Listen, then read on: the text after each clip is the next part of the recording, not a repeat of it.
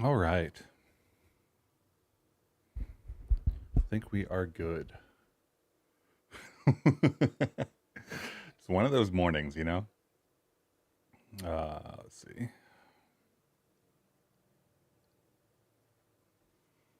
Hmm.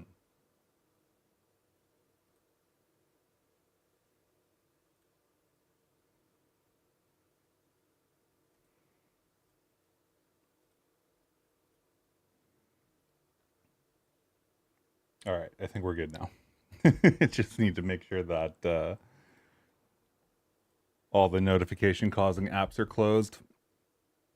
All right. Um, let's see. This is skiing stuff. Today is not skiing day. Today is workshop day. But let's see if the approval went through yet.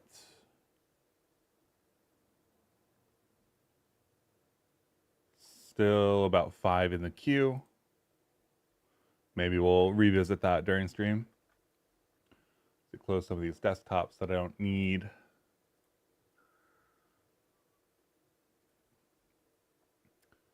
That's the 15 game. This is This Week in Bevy, which I don't need on this desktop.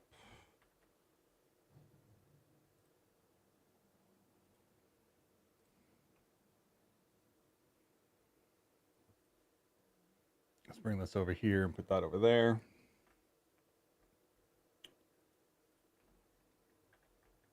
I think I need to shut down the This Week in Bevy website that's running locally. Yep.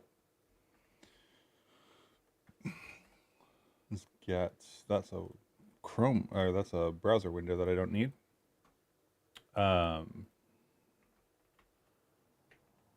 GitHub, Rust Adventure.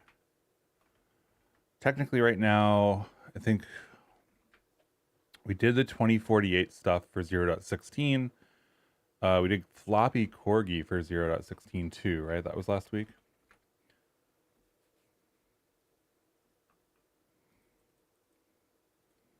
I think there's some improvements we can make here generally to the game.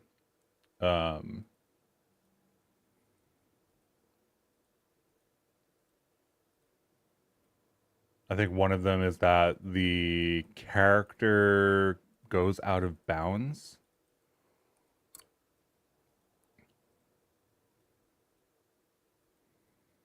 And that doesn't end the game in any way. So I don't know that we even need to be doing like start and end game. It feels important to me, but I don't think that people generally speaking care for these kind of workshops. We already have the triggers to make it happen.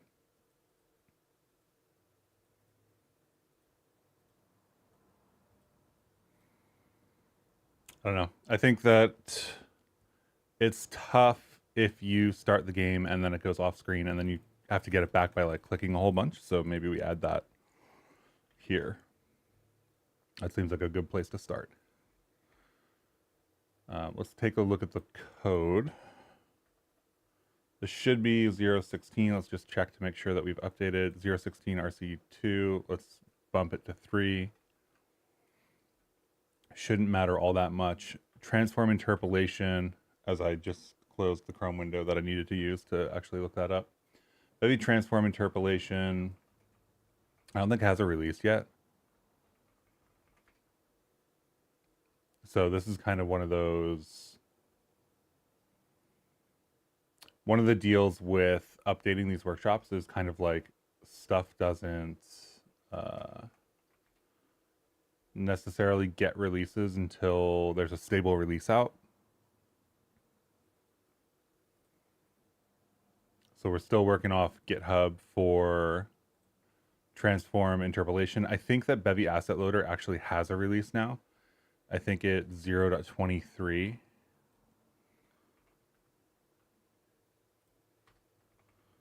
RC.1 sounds right to me.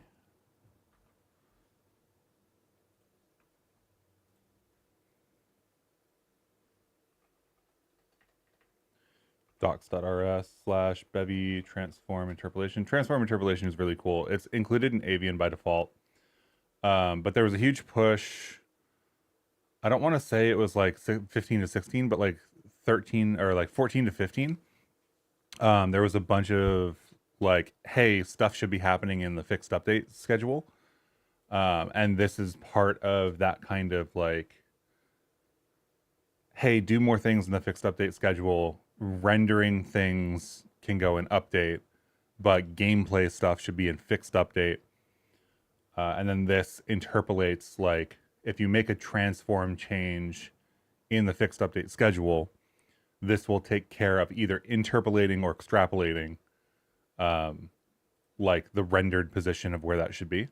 So you get to choose on a per object basis, actually, per entity basis, which is very cool. Where was it going with this? I was going for Bevy asset loader. Asset loader has 023.1 RC1. Cool. So let's restart that because I just added it. So now we can use a crates.io release instead of Git. Using Git is great. I love that it's possible, but always nice to rely on like a crates.io release instead because the bump here gets different and then the compilation works a little bit different too. 2024, that's good. We don't change the versions ever for the workshop in terms of like the cargo toml, but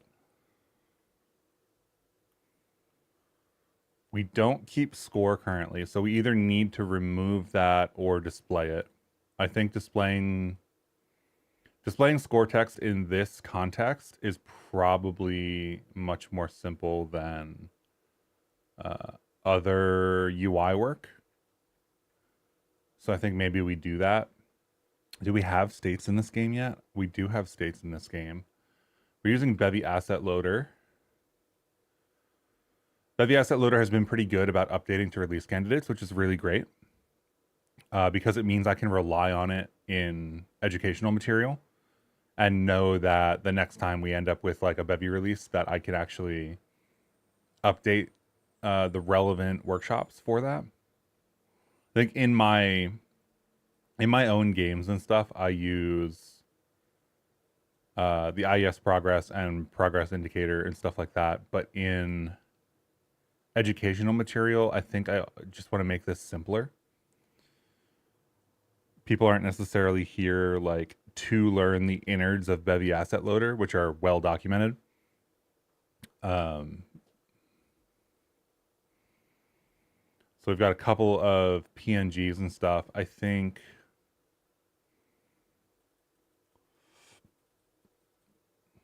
yeah, from a gameplay perspective, we probably want to trap the corgi into the window size, which we can do. We can basically say if the transform position is outside of the window, then like just end the game. And that should be enough, actually. Let's turn the AC on. This room's going to get pretty hot. Also, it's like rainy, so it's like that like muggy kind of warmth, which is not fun. So we've got hill large, background color grass. I think these are fine. These are, if I remember, this is a Kenny asset for the background. The hill is like a slightly modified version of something, if I remember correctly. I don't think I documented it. And then the corgi is one of my own, so we have the ability to put that here. Texture Atlas layout is one of the reasons that it's nice to use Bevy Asset Loader, I think. Let's take a look at the current state of the art for Bevy Asset Loader, or not Bevy Asset Loader, but Bevy Texture Atlas examples.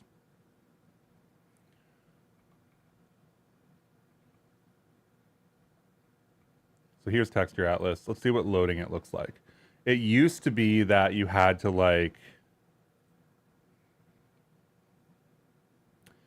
kind of like load it yourself and build it yourself.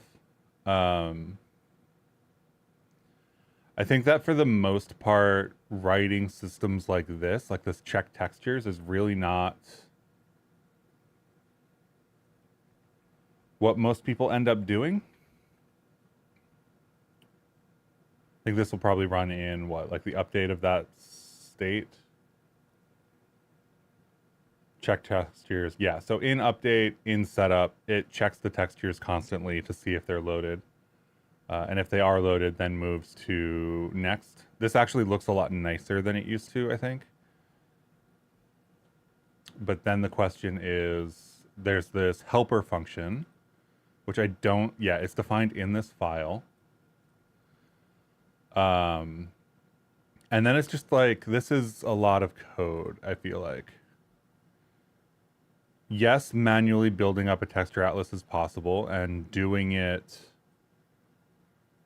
is useful to some extent, but it doesn't add to most like workshops. It doesn't add to most educational material. It is mostly like overhead when it comes to like, oh, I want, you know, this sprite sheet to be a texture atlas in my app.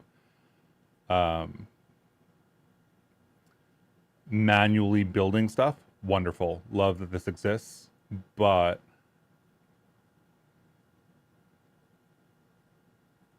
like this whole function doesn't need to exist. We can just use Bevy Asset Loader to do this. And that's what we are doing. So that's what this is doing. We're creating the layout and pulling in the corgi. So the corgi is a sprite sheet with an animation. I think this is worth having over doing that function.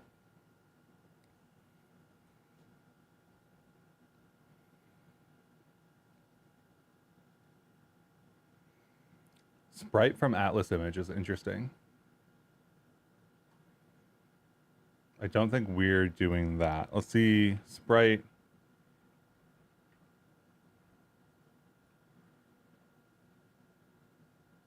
What does from Atlas image do? I don't think I've ever used that API.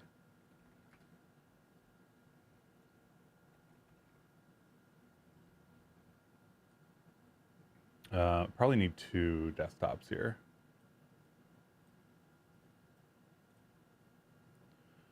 Let's see, from Atlas image, right? Let's go for 0.16 from Atlas image.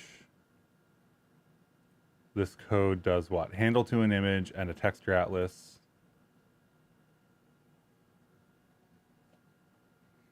And it just sets everything as default. I don't know that that's super useful.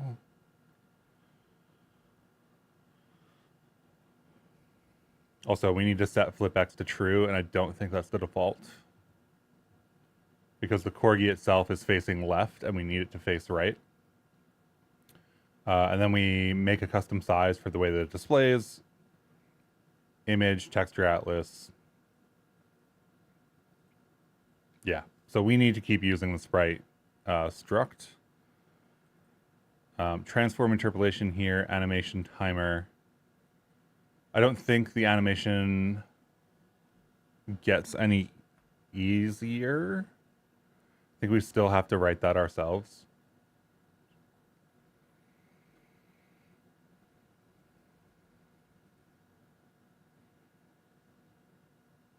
I'm trying to think. Animation clip probably wouldn't help us here. I like leaning into the animation clip stuff more so than not, but also like the thing that we do here is not that intense. Basically, we tick that timer and then increment.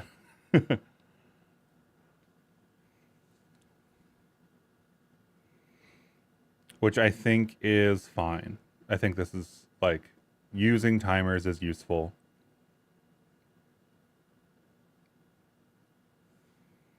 We unwrap here, which is interesting, because now we can use result, and we don't need to unwrap here.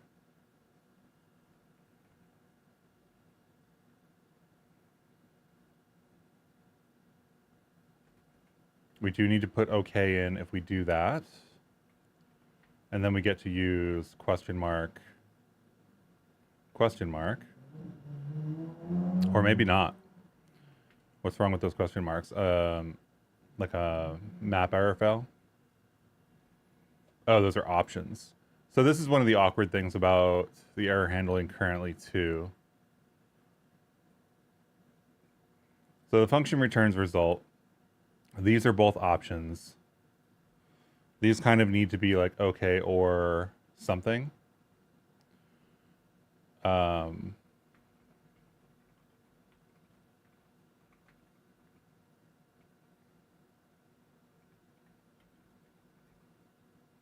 Right? Couldn't access texture atlas mutably is like okay, whatever. Couldn't find texture atlas layout.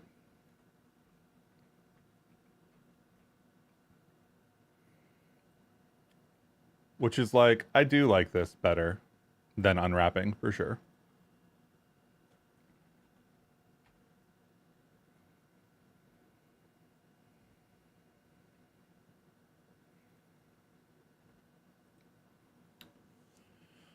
We could start it in a paused state until the player clicks. I don't know how useful that is.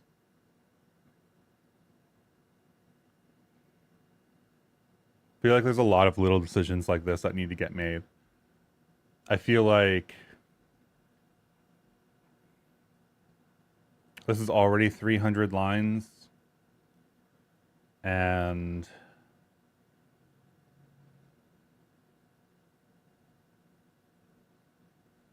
collision gizmos are a decent amount of it.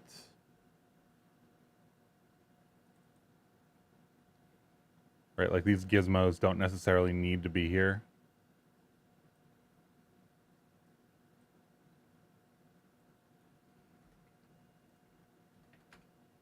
It's tough to know where the collision is if you don't put them there, but it is also like not quite accurate.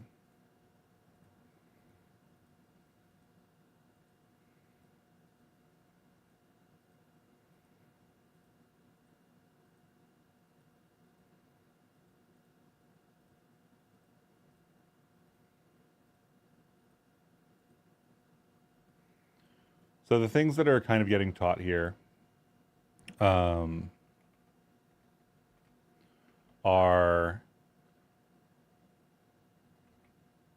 custom shader scroll. So if we look at the background WGSL, this is effectively nothing, right? This is not even anything special. It does teach that you kind of need. Where's the background material? Background material goes here. No, that's the setup. Background. Here's the background. So here we're basically saying we need a mesh 2D with some size, and we're going to use our mesh material 2D. And all that is doing is sampling the texture, which is what would happen anyway, and scrolling the UVs. So fairly straightforward. There's a lot of concepts here if you aren't familiar with shaders, right? Groups, bindings, etc. So very much like a good opportunity to introduce it without doing any like serious shader logic. So I like that.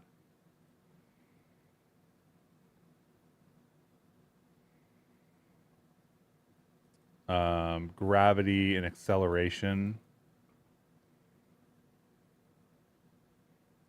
It's like, okay, this is probably a little bit mathy for some people.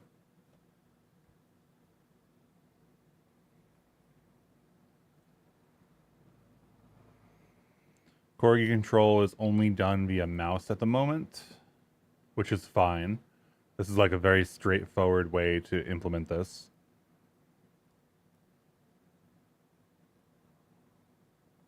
The pipes are despawned after they escape the window width. So we're already doing window size access.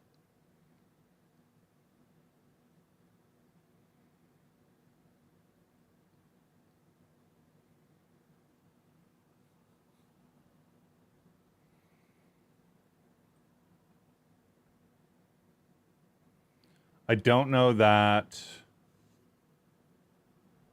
ending the game is even matters for this one, because the collision detection matters, right? Corgi hitting something, built-in collision detection. This doesn't rely on avian or anything. It doesn't need to. It doesn't have any actual physics, which could be like a good second step for somebody. Say like, hey, take this, turn it into something that uses avian. Then you get to get rid of all of this like AABB 2D stuff.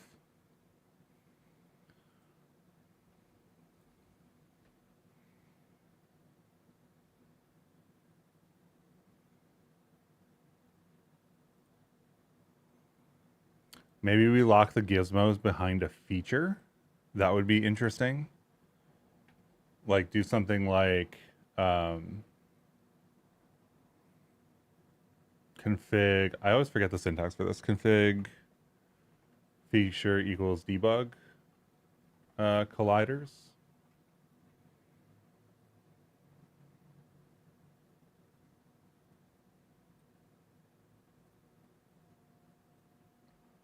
And then we get to introduce the idea of features, debug colliders, and there's like nothing for it, but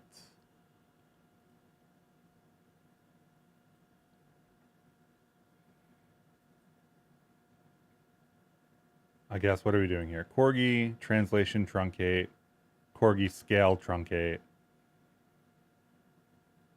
translation XY sprite custom size. In your opinion, is 0.16 going to be a developer-focused update, meaning there will be significant changes, additions for game developers, or will it focus on stuff that the average user doesn't interact directly? From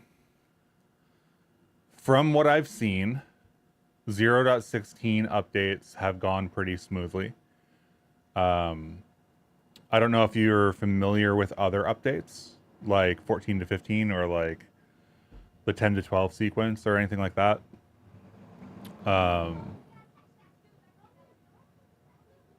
think this has been a relatively smooth upgrade process.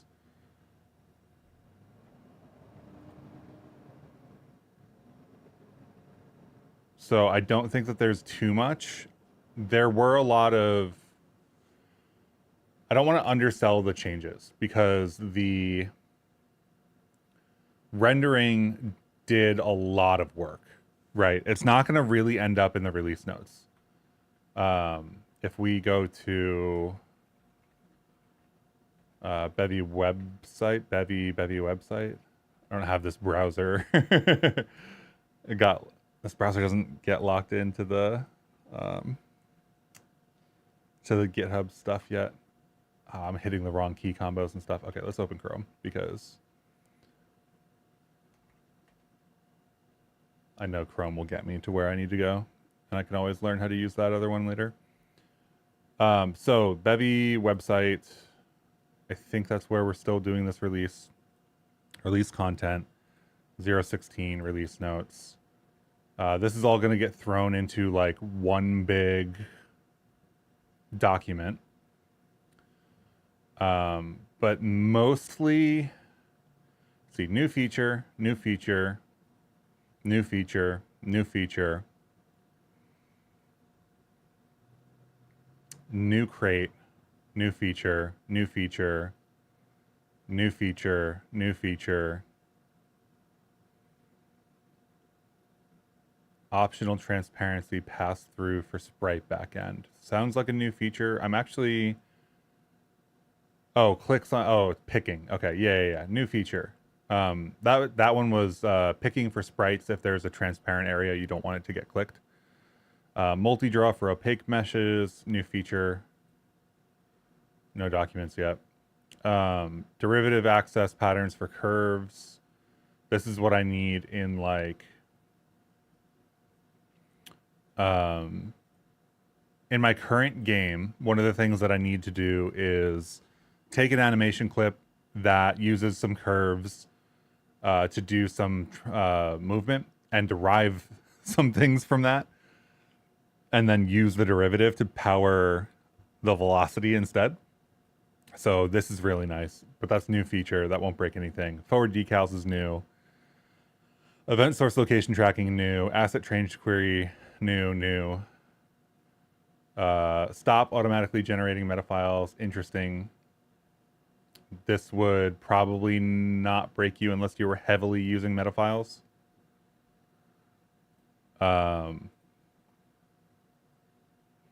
Relationships new. Two-phase occlusions. Spawn APIs. Spawn APIs, like, the old ones didn't go away. Yeah, there's a lot of new stuff, for sure. And I mean, there always is. And we can check the migration guide after this. But there are... I think the way that I would frame it is there are things you're going to want to do, not things that you have to do. Right? So if you're doing something like this with command spawn with children, and, you know, like building up hierarchies like this, this has turned into... Where's a good example of it? This has turned into, like, effectively this in 0.16. So spawn with the player, put some children in. Like, you're going to want to use this because it's just significantly cleaner for building hierarchies. But this still works. Like, this won't break. Let's see. What else is in here? UI text shadows. So the other thing is that I don't think cold specialization has docs yet. Rendering stuff is tough to write release content for unless you're a rendering person. So it tends to be like whenever a rendering person gets to it, that's when the release notes get written. Transform propagation, performance improvements, trait tags on docs.rs or docs changes. Those are pretty cool. Weasel, it seems like Weasel supports everything that Bevy needs, so we might see a lot of Weasel changes from 16 to 17.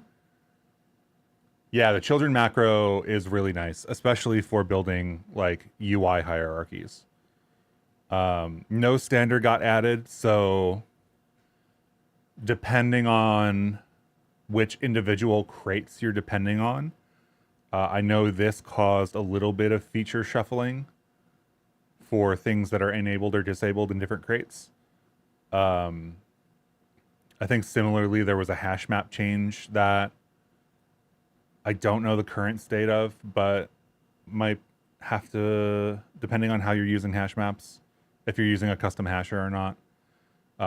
Require syntax changed a little bit, but it's not like serious, you know? Like, it's not like you have to rewrite your entire application or anything. It's like this shored up a little bit and became more regular and more as you would expect to have written it. And it also got some new features. So like that's error handling is another thing that like you don't have to use, but you're going to want to opt into it, right? Like this is what it looked like in the past. You maybe have an unwrap here, maybe you have a let else, whatever.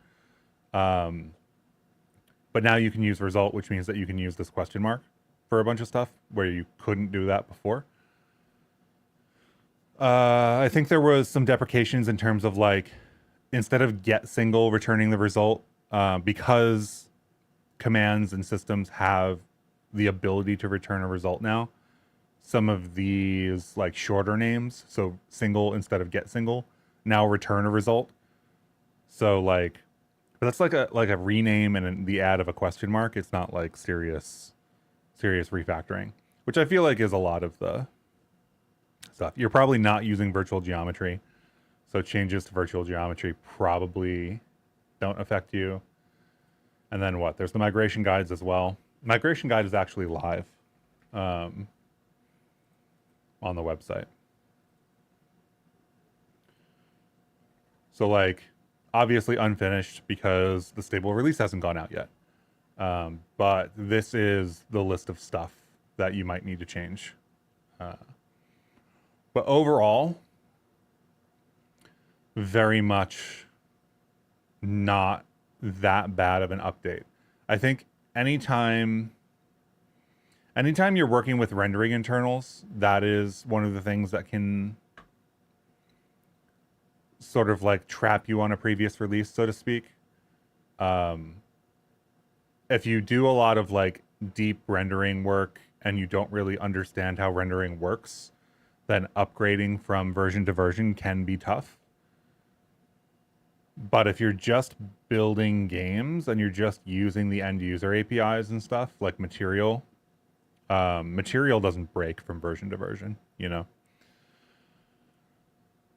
I assume that eventually it will.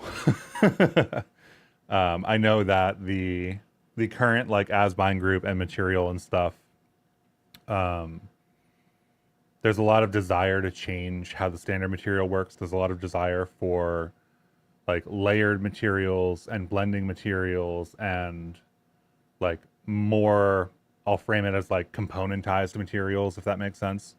So there will be changes, but historically, like the material trait doesn't break. So that's been my experience anyway. I think that there are some things that aren't necessarily like refactors so much as they are like renames with a little bit extra. So like child of, you probably were using parent if you were doing a query. Parent will need to get renamed to child of. I think it's a tuple in the current release, or it's at least a tuple on main. So you'll just rename it to child of and that'll be fine. But this changed from like a special thing into a generic relationship. Yeah. And like there's always like, okay, so the ordering of on replace and on remove has been swapped, right?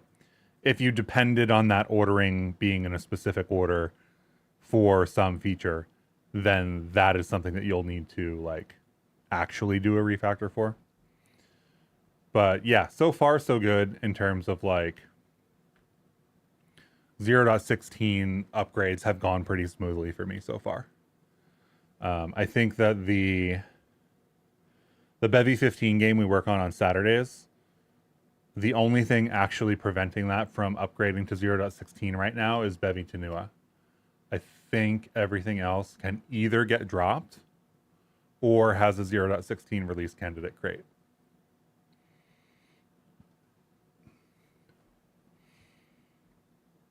But yeah, so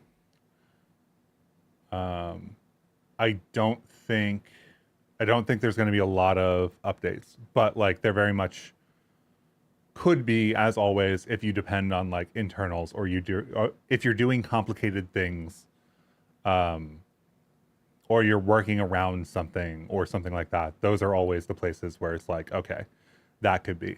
But for something like this, for example, like a Flappy Bird clone, this is like more or less trivial to get working, right? Like we did the 2048 update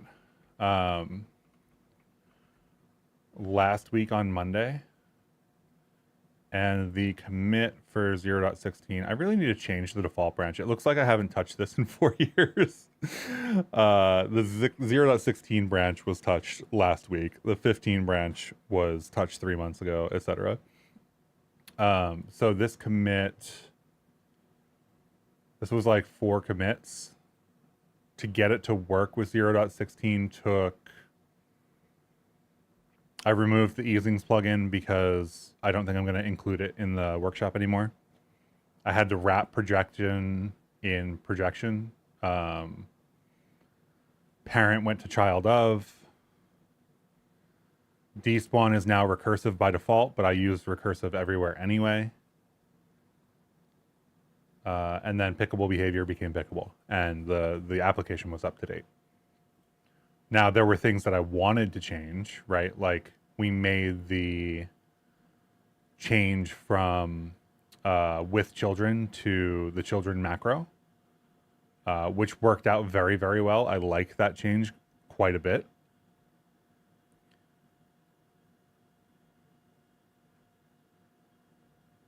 But that's not like that's not too much of a serious change. That's like moving stuff around a little bit. And then I think I have an old project board somewhere.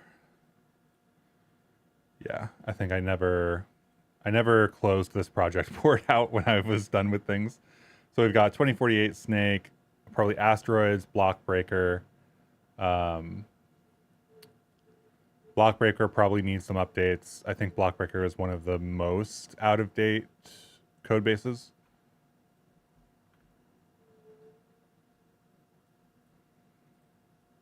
But yeah, otherwise it's things like this, right? Like I want to use a result here, so now I use the question mark, so on and so forth.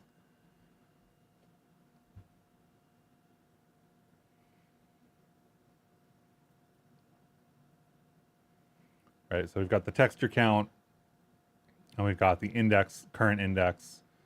We are, I guess this is typically done in line. That's the way the API is designed to work, so let's change that. So if timer tick, time delta just finished, right? So we tick the timer and we can call just finished in one line. If it does finish for the thing that we are working with, because this is in a component, then we increase the Atlas index.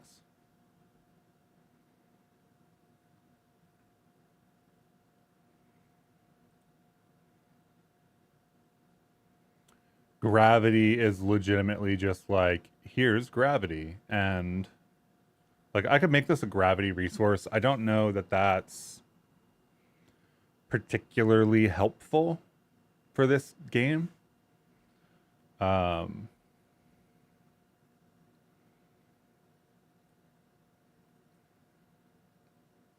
Gravity over time, acceleration over time, velocity, yada yada, increase. I think this probably needs an algorithmic change, but it's also fine. Yeah. No, I was just reading that going, that looks weird. I was reading that going, that needs an algorithmic overhaul later. Like it doesn't really matter. At the end of the day, the intended effect is like it gets pulled down pretty hard. So, like, does it really matter that that's the way that I'm doing it? No. It would be nice to clean it up, but it's not. Like, you can implement the downward force however you want.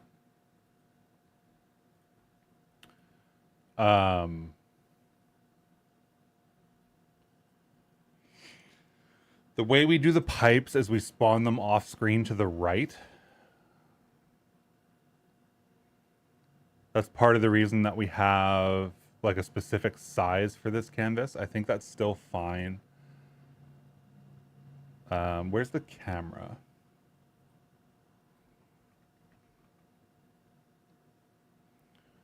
Canvas size times 2, 3, 3. Let's do 3.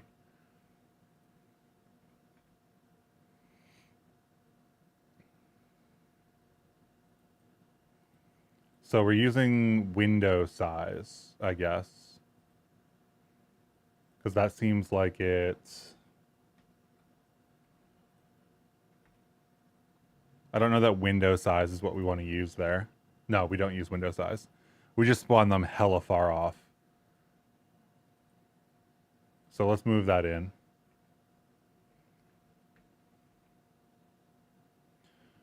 Minus 200. Let's do like minus 20.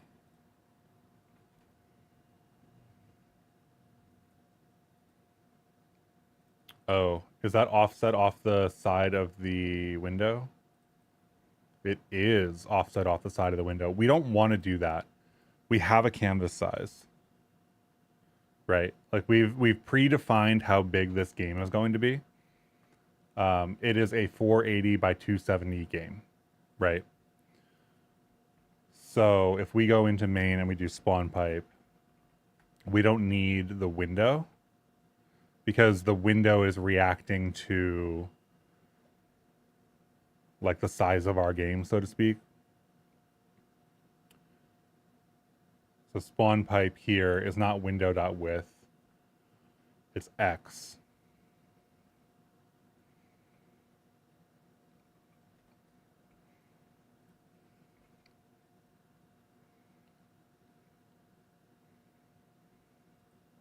Right, and now they spawn significantly sooner because it is, you know, doing it closer.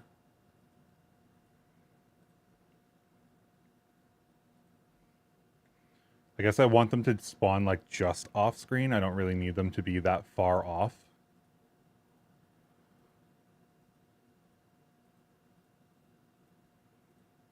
And then when they despawn on the left, they probably can despawn a lot sooner too. Right, so we've got canvas size.x. Let's go with despawn pipes probably right here. We don't need the window because we're using that hard-coded value. So it'll be canvas size.x. So transform translation x is less than 0. So it'll be less than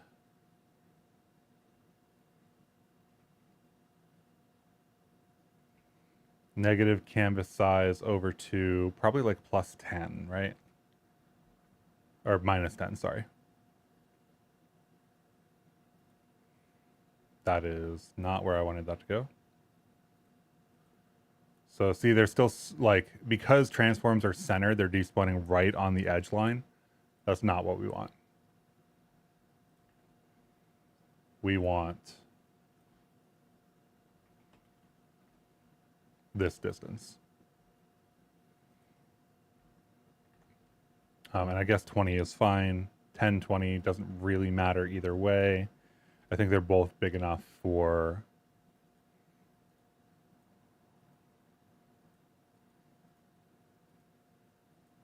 they are not both big enough. We need more like 20 here. I don't actually remember the width of the sprites offhand, but it's really like sprite width plus a little bit. Let's see, can I open this? Reveal in Finder. Sprite width 48. I don't think we have direct access to this sprite size.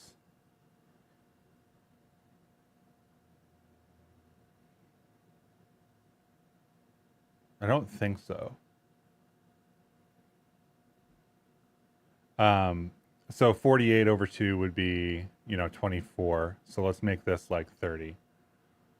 And this is like a magic number now. So let's name this like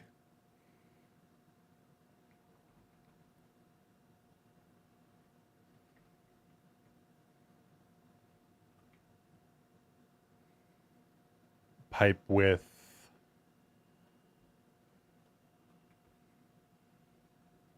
like pipe width frac 2 plus a little bit. I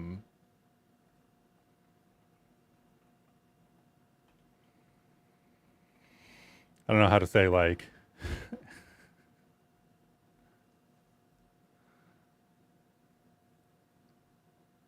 let's just name it pipe width. Let's just forget that whole naming debacle and let's just say it's going to be 48. Because that'll put it off a little bit, right? We don't need it to be that far, but it also doesn't matter that it's that far.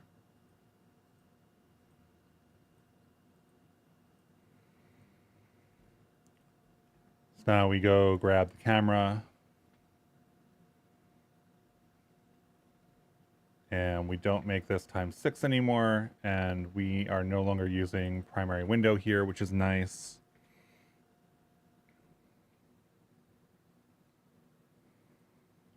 Right, and our game is now starts up faster.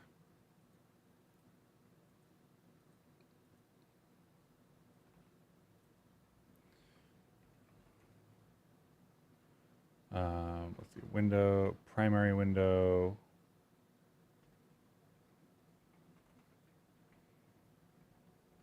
Spawn pipe. We're running spawn pipes on a timer every 1,000 milliseconds. We're doing that in update.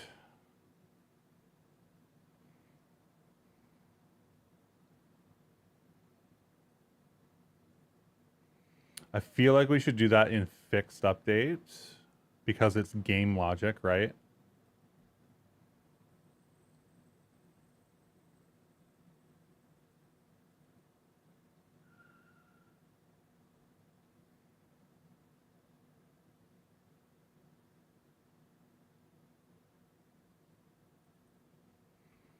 And then check collisions and stuff. Should probably also be in fixed update. Corgi control. User input can go in update. Animate sprite update. Despawns pipes doesn't really matter. But probably this.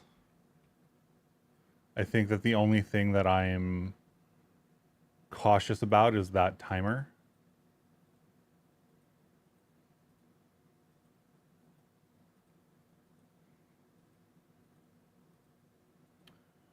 You're having a weird issue with Tenua's built-in jump. You can't jump immediately after landing and you don't know why.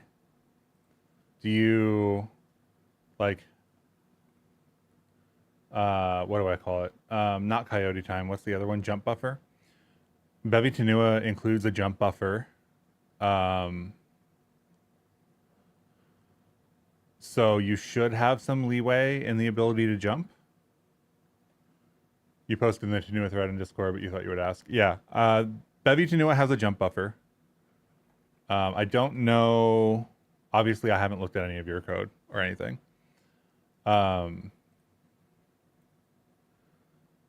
But that sounds like something that should be working.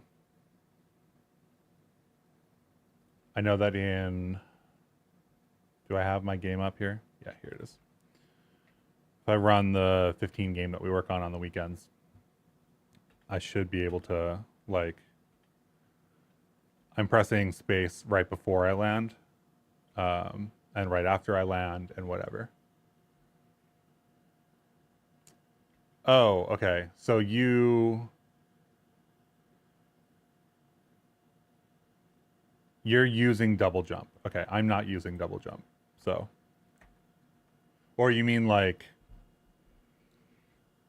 actually, I don't know what you mean.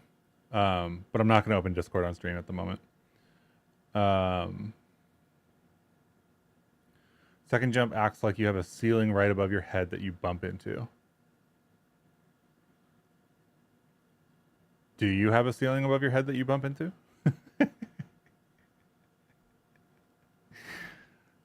Because you kind of like... No, let's not look at the corgi.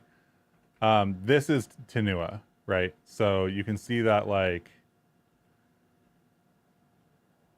the jump is fine. I can actually, like, if I do a short jump and a tall jump, or a tall jump and a tall jump. So, yeah, I mean, like, I can't really say why that's happening to you because, yeah, it shouldn't be. Should you copy the video somewhere? No, I mean, I don't know that I'm going to be able to look at a video and debug it anyway. I think posting in the Tenua channel is absolutely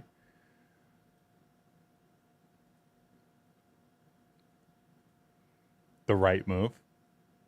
That's the right place to go to post. I don't think I'm actually in the Tenua. There it is. I don't think you posted in the Tenua thread. Oh, are you... It's not letting me look at the name, but you have a blue icon. Your red spawn. Oh, red pawn. Red pawn.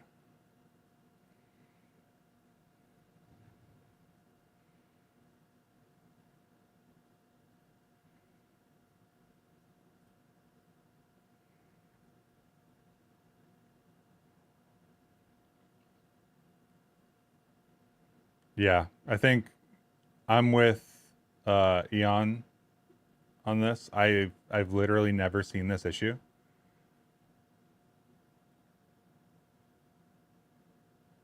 Your posted video, by the way, doesn't even have enough frame rate for me to really watch it. I don't know if you made a GIF out of that and posted it or whatnot, but I can't actually tell from watching that video whether the like behavior that I'm seeing is actually just the GIF frame rate being low.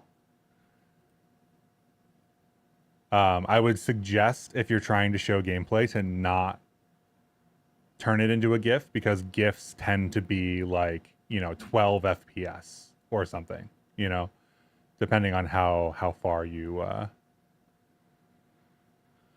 go.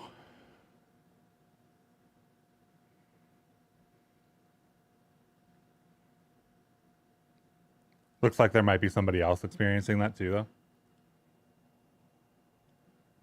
Oh, you followed their advice on making the video.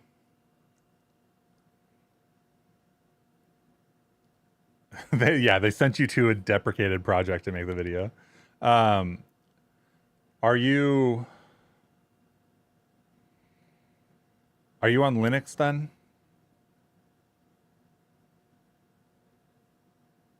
I don't know that I have a suggestion for Linux, but like any kind of screen recording software. Like if I'm on a Mac, for example, this is not the built-in recorder, but like doing record a video here and then doing something actually gives like the frame rate that I'm seeing on screen. Yeah, if you're Arch, I don't know. But that just as some like feedback for debugging purposes, like sure, it looks like your jump looks weird, but I actually can't tell if that's like low GIF frame rate or an actual issue. Like it looks like the GIF could be cutting off the top of the second jump. Not that I'm saying I don't believe you, because I do. I believe that you are experiencing this issue.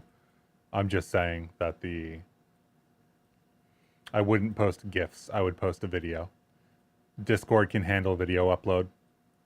If you're not paying for it, I think you still get a decent amount of free uploads space.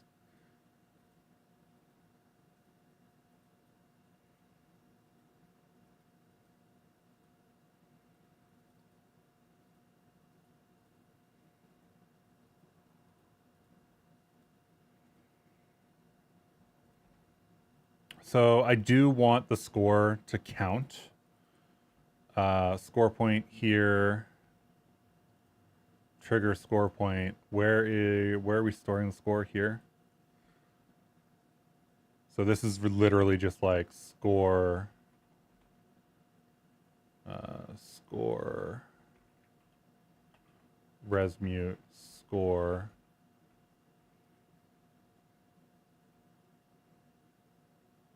Why is that? Oh, because I'm using this down here. Yeah. Score dot.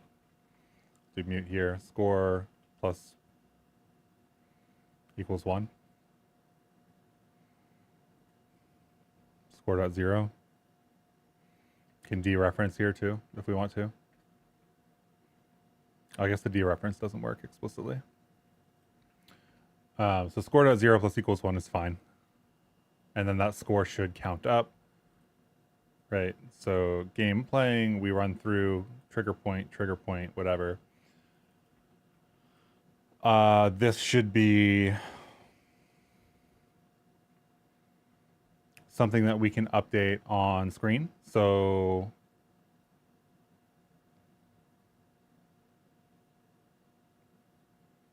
I know I have this code in 2048 already, but let's go through the current example in the repo because that will be what most other people go through. And I want to remember what the workflow is like for people.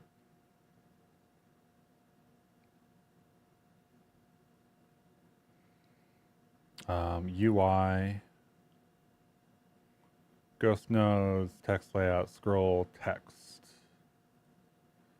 Text is what we want, right? There's just some random text. Here's hello Bevy or whatever. We probably want a span. Does this do any updating at all? FPS, right? FPS text.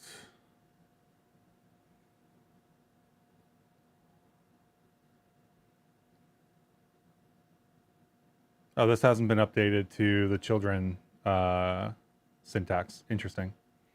So text FPS with child span. These spans are the things that we update. These labels are the things that make it easy for us to update. So something like this is what we're going to want. And then where's the other place that FPS gets used? So FPS text is something like this. This text update system is the exact same thing we want. So let's start with like spawn text. This is going to need commands.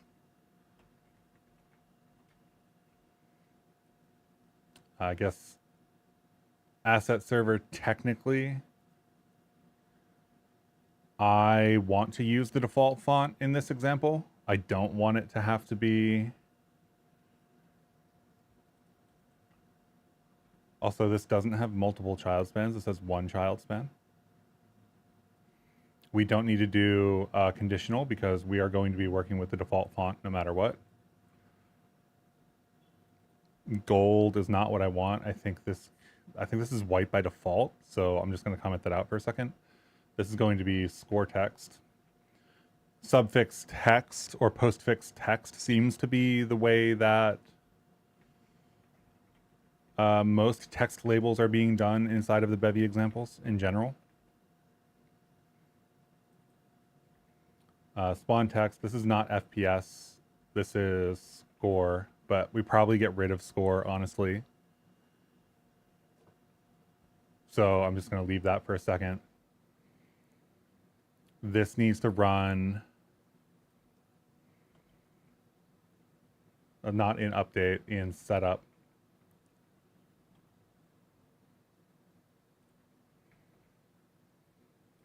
So we should be able to see nothing.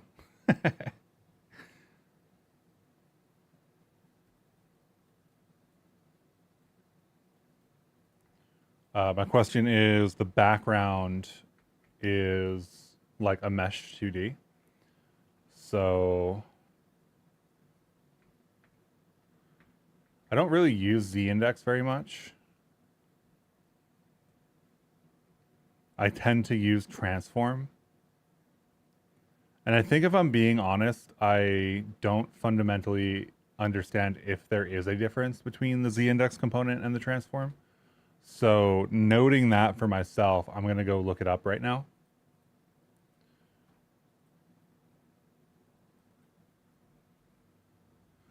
Indicates that this node's entity's front to back ordering is not controlled by its location in the hierarchy. Higher Z-index appear on top of sibling nodes with a lower Z-index. That makes sense to me.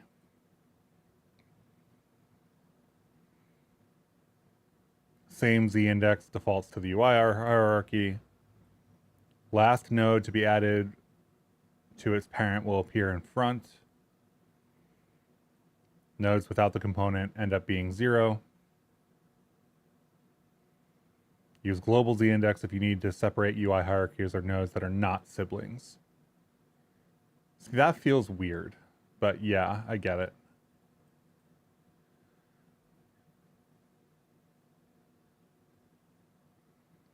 So you're kind of like escaping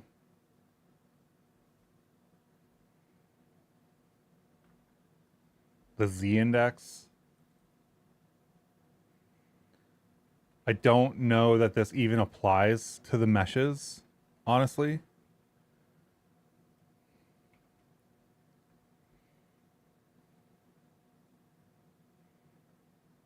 So the thing I actually want to check is if we comment that out entirely, do we see our text before I go down a rabbit hole? And I think the answer is yes. There it is on the left top, and it shows over everything else. So the question is, did I just not see it? Yes, I did just not see it. Let's make sure that this global z index is actually necessary. I think I just wasn't looking for it. Yeah, so it's up in the top left. It's just white, so it is hard to see. Do we have text shadow in 0.16? We have box shadow.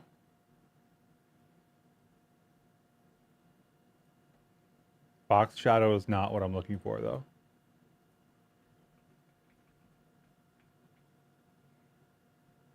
UI text shadows.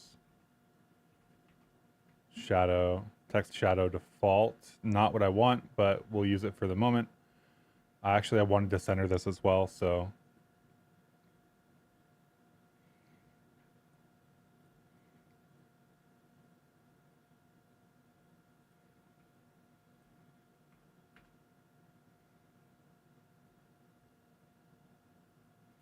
That text shadow doesn't look great. I do want it to be bold. The visibility is hierarchy order dependent. So the last child to be added is viewable on the top, which is what I expected. But when I ran the application, because it was white in the top right on like a slightly white background, I just didn't see it. That's all it was. Text style, I think, is what goes here. Does text style not exist? I guess this is just style now, right?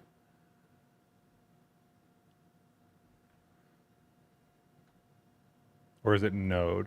It's node now. We pulled node into, or we pulled style into node, which now has like everything, right? But I don't want these styles actually.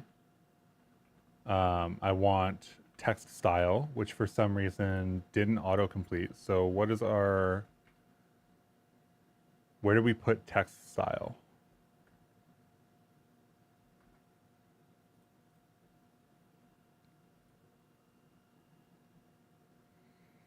Shadow, layout, font.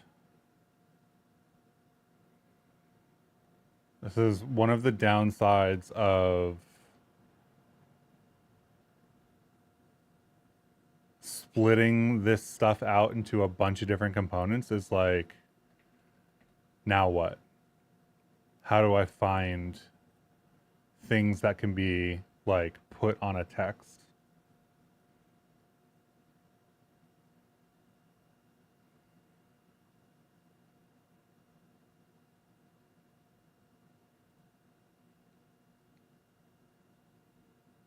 I guess technically we don't support variable fonts yet.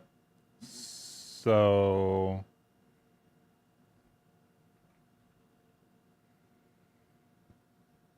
I don't think I can actually color font.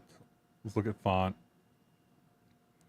Span slicer. I think these are all the things that we have these days.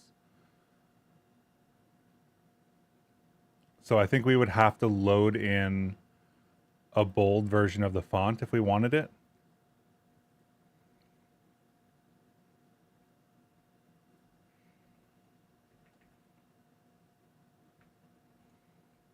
Which just, I'm glad we're switching to Cosmic, and the possibility of getting variable fonts is on the table.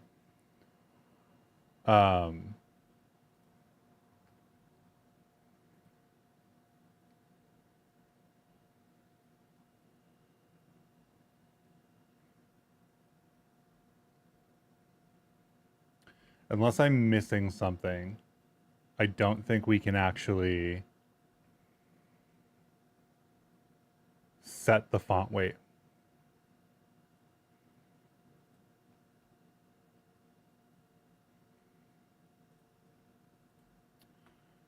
Which kind of is not great. I feel like I want to use the default font because using the default font means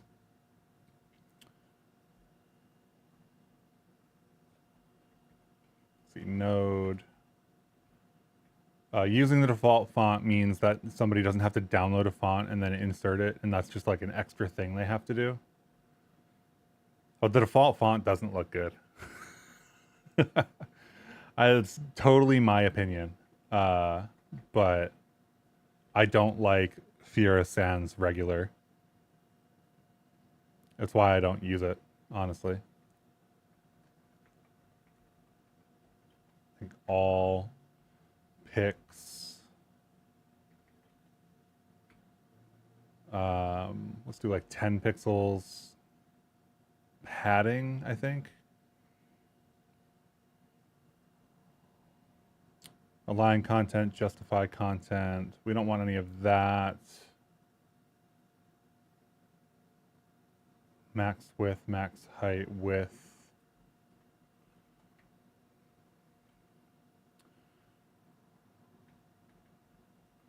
%. Display flex should be default.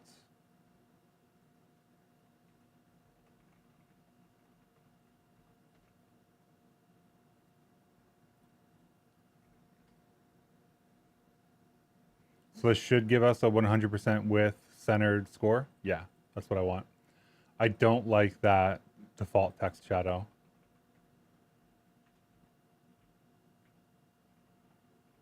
What is the offset? The offset is vec2. Just very slightly offset it. I want, that's not a shadow though, right? Ah, no, I remember that. Okay. I think that the thing here is that, let's go with like a slate 300. The thing here is that the text shadow implementation, if I remember the PR correctly, started off with a basic version of it. So it's literally just duplicating the text and then offsetting it. That's why the text shadow looks like that.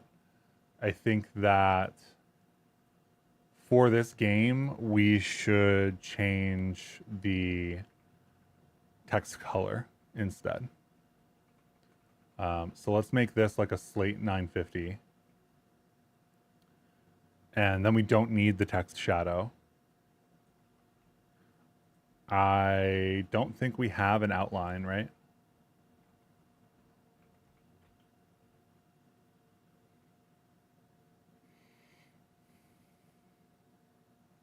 Outline, I think, is not a text outline, so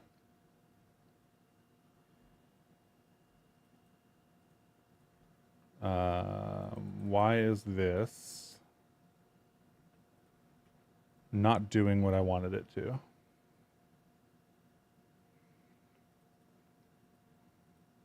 So I don't like that, right? Like I don't like the font. I don't like the weight. There's a lot of things about that I don't love. Let's do text span new 0. But it's fine. It's not the end of the world. I think that probably we don't need score here. It's pretty obvious that's your score.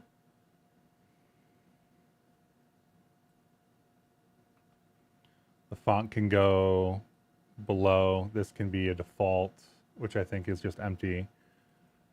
We'll justify center based on the node size for this. We have our span inside of it. That is the thing that we're going to change. Score text is then that thing. And they already have this code. So I'm just going to yoink this and drop it here for the moment. We don't need diagnostics of any kind. This is not what we're trying to do. We do need score text as our component, and we need the score resource to be able to render it. I guess technically this can be a loop. I think that teaching loops is probably better.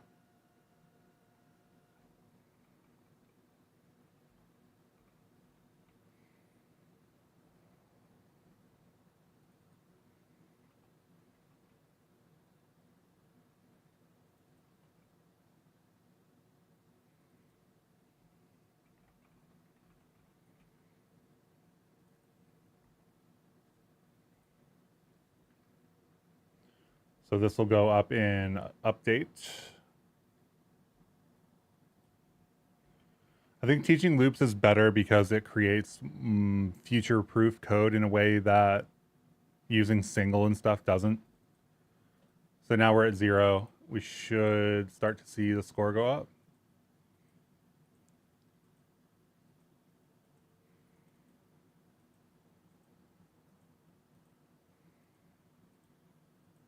So it's not the most beautiful font. It's not the most beautiful weight. I think if I were making this to deploy it somewhere, I would use a different font. I don't know that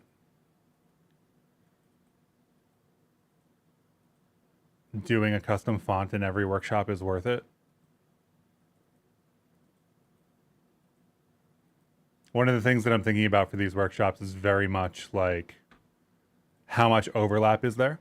And if the starting thing of every workshop is like, here's a new Bevy project, here's our font, here's how you load the font, use this font for everything, etc. That kind of like takes away from everything.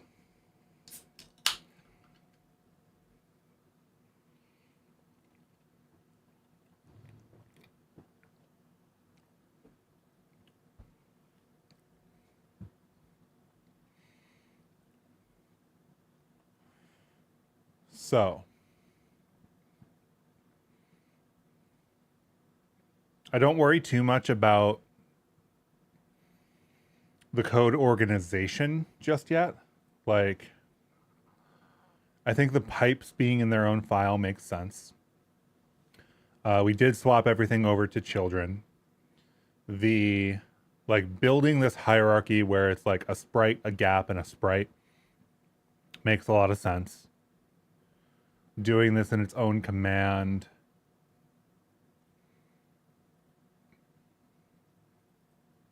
isn't strictly speaking necessary.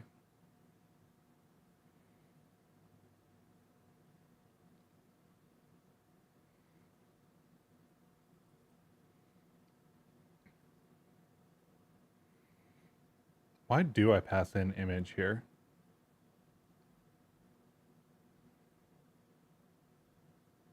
I feel like image is something that we can just access directly.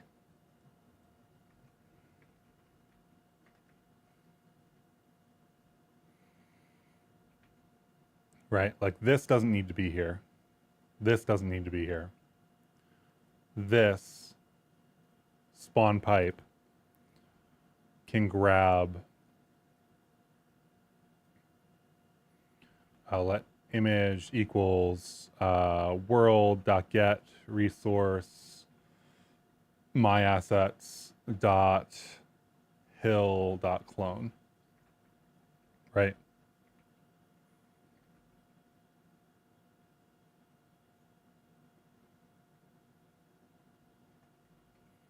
Forget my colons. There we go. And then my assets can come in from, we have that in main right now. We need to put that in lib.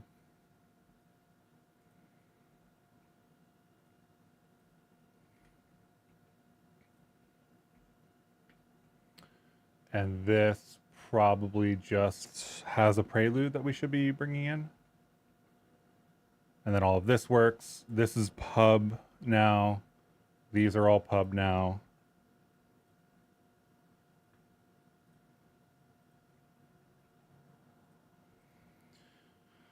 One of the other things is I think that creating too many files is detrimental in these workshops as well.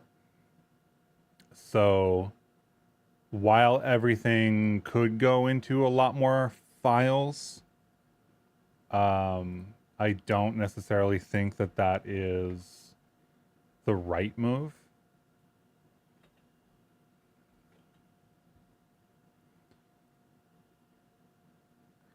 Does apply doesn't return an error anymore, does it? 16 apply. Let's go for command. Command apply out. The out generic parameter is the returned output of the command. Thank you. That is okay. We don't do errors, I don't think.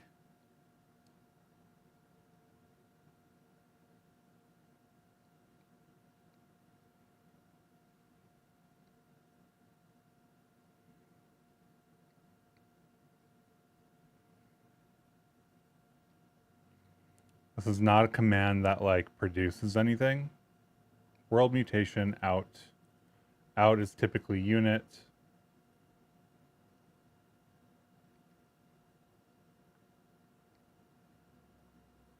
I'm trying to figure out if this generic is meant to be that way or not. Because I know, or rather I think, or I thought,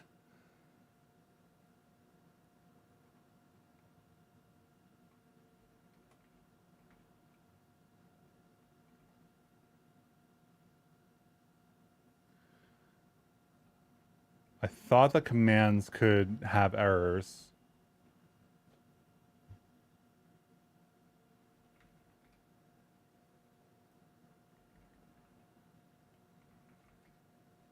This is just going to be a bunch of people having errors with commands.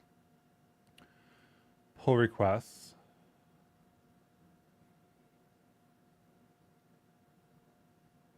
Fallible commands.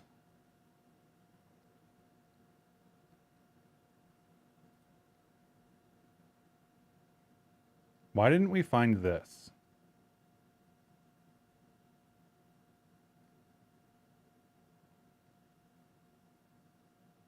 IB batch. System commands.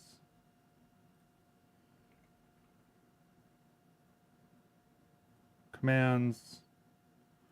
Error handling. A command can return a result. But how do we define that?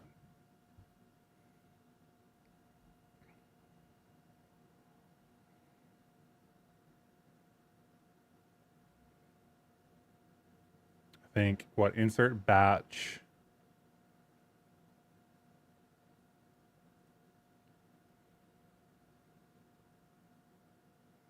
Where IB.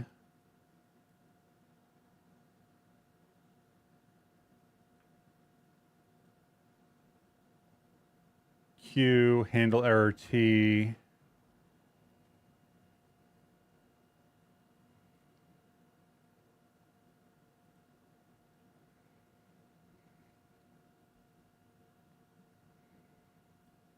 Q handled?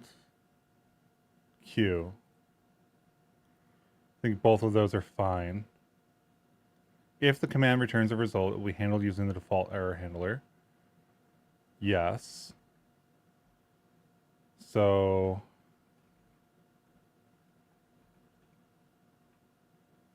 result, I would have expected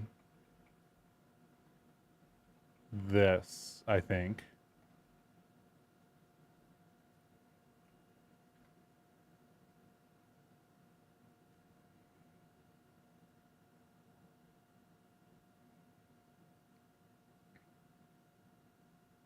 Oh, you know what? Actually,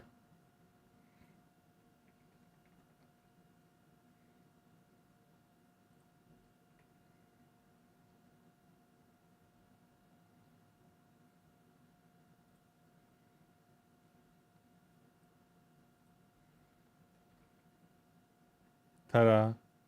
Turns out if you want a result, you can have a result. You just need to actually return a result. If you tell it that you're returning a result, we do need the type parameter. So we do need to say command result for spawn pipe, which is great because now this can go like this. This is what option? So, okay, let's check to make sure it's an option before I go run off and question results. So dot okay or hill image not loaded, right? Same thing here. Dot okay or couldn't access time resource, right? I guess couldn't access my assets resource. Those are both fine. I don't think we have any other unwraps here. So that's that. This is image. This needs to go away. This is a handle. So I think that's fine.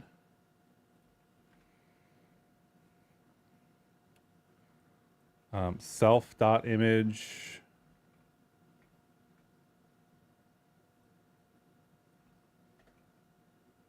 Self goes away. I don't particularly care about whether that uses like the single name version or the like this. Like this is fine too. I don't think that I care either way.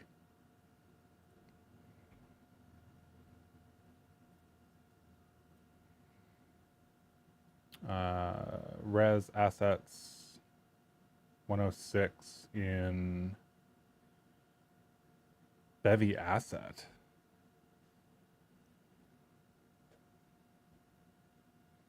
This is in main. There we go.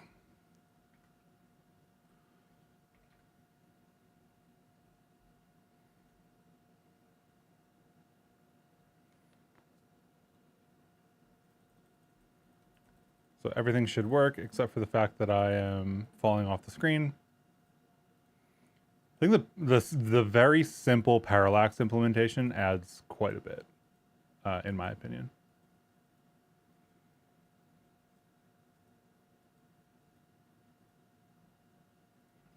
Okay, so trigger should be able to end the game at some point.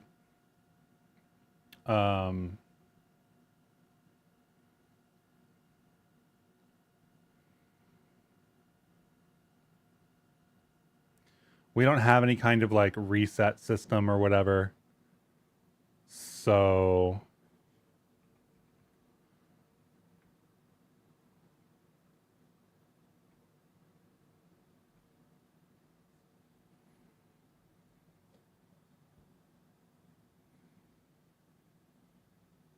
the corgi never goes anywhere.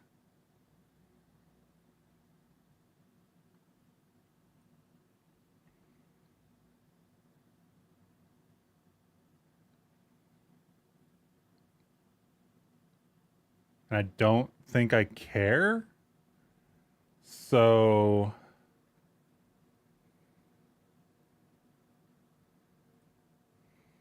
like here we can do commands.entity entity, or I guess corgi, right?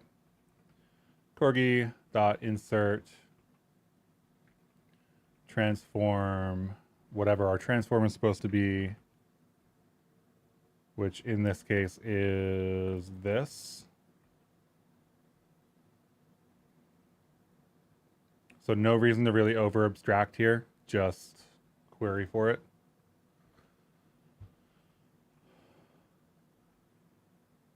query for entity with corgi.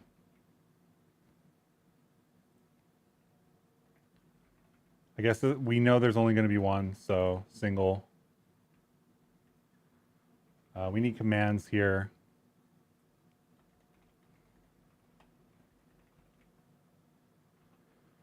And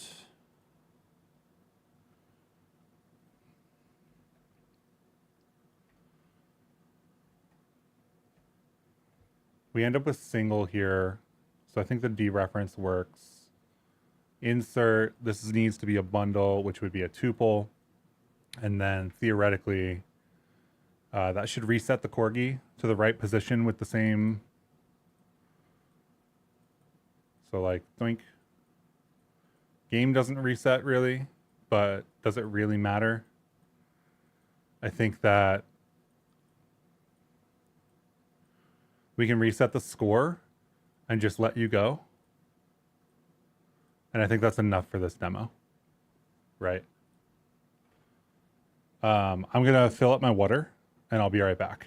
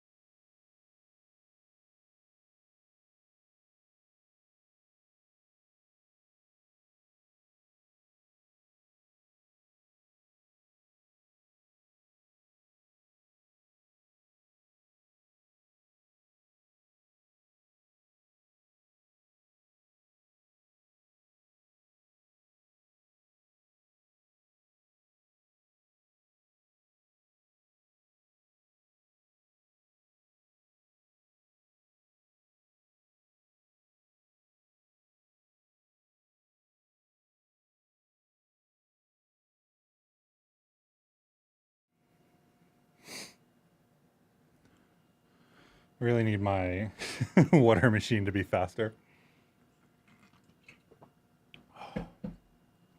So I was just thinking about this while I was filling up my water. One of the things that I kind of struggle against doing these workshops is I want things to look good for a variety of reasons.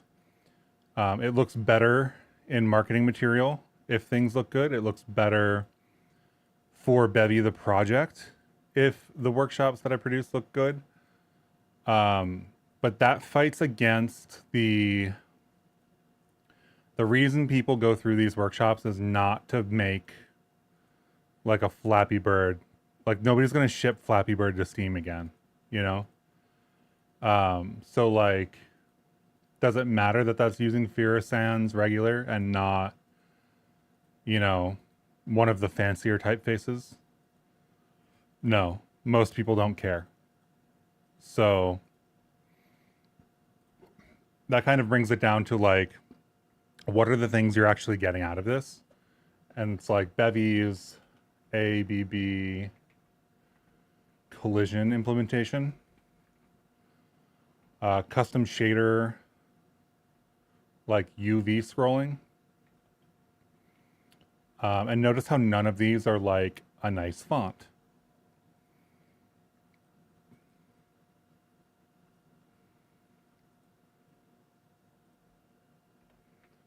So let's do score here. This is going to be mute score, res mute, score, and we'll reset score to 0.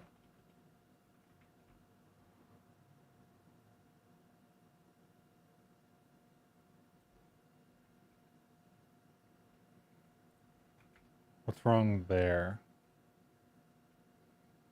Ah, okay. I should implement deref for these things, but I think that implementing deref and deref mute is kind of like a later thing. Let's score a point, reset it, score a point, score a point, score a point, reset it. And then like it doesn't really matter that this isn't doing like a full reset, right? You're just kind of like, it's Flappy Bird, you know, like you know what Flappy Bird is. Flappy Bird is this. Just like keep it going. Just keep clicking. The person's already ready to click. If they don't want to do it, they'll let it drop like this. Which reminds me that we actually do need to do the end game for that case, or a reset button.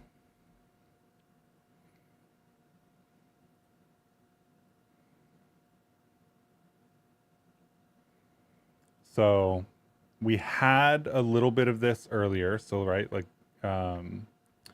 if we look at the query that we removed earlier for the window size stuff, when we removed it and started using canvas size instead.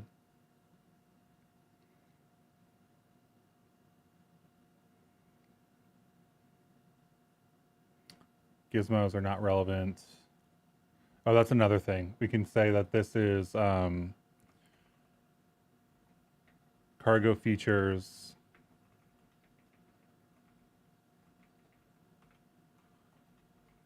debug colliders, right? So it's kind of important to have this small list. This original demo wasn't built with this list in mind. So it's a little bit of a backward process of like going to find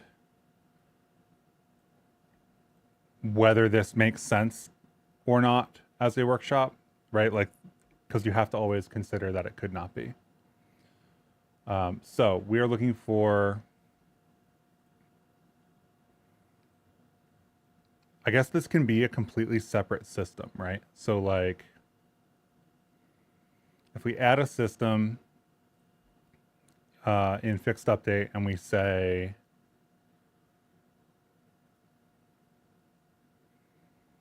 check inbounds, right?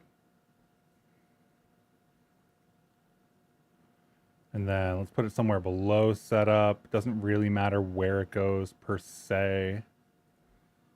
So like FN check in bounds, right? And we use this, which I've now destroyed the formatting for.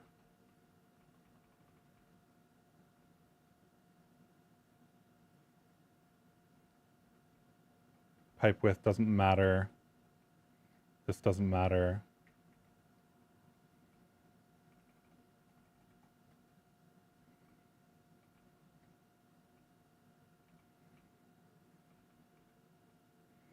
And then we bring primary window back in and we do a query for Corgi, which is the same query that we had earlier. This query.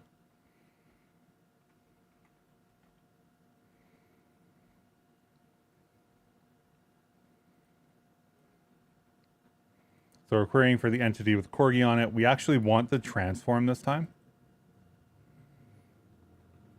We don't need it mutably.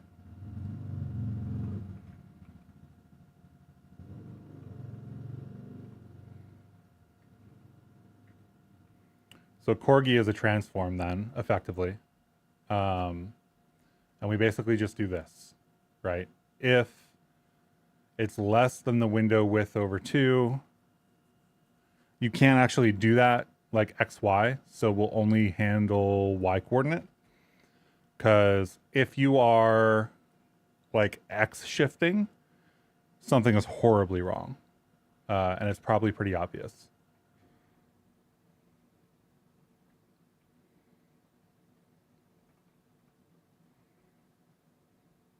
So this is negative height.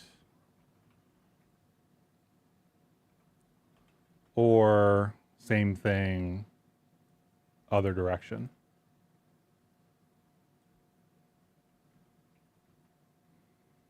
Then we want to commands.trigger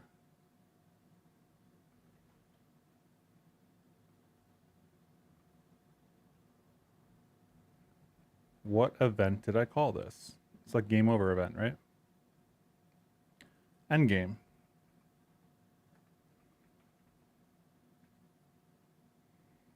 So this goes endgame. And we need commands here. So like really straightforward, simple, like system, right? If you're out of bounds, end the game. So like game ends, right? Yada, yada, yada. It's going to be a little hard to get up into this. But like if we keep going down, we keep going through, going down, and then it's hard to get up high enough. But if you do actually end up getting high enough,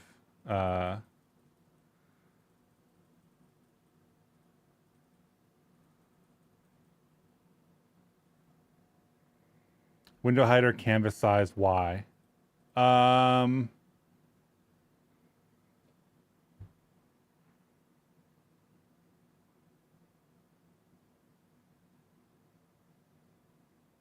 I guess canvas size because we're using canvas size, right? We used canvas size in the other location. I was intuitively thinking about this as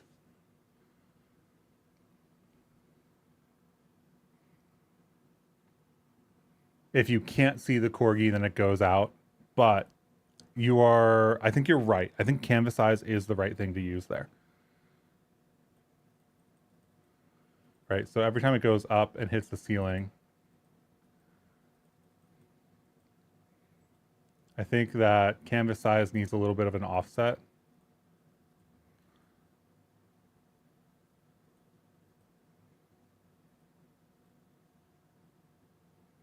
You die a little bit too soon. So we need to like take the corgi size basically and give them some leniency. The corgi size being, I don't even know. What is the corgi sprite?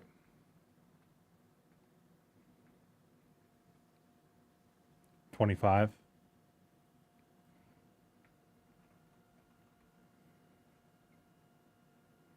And I'm just going to add this as a const in lib, where our other const is. So pub const corgi size.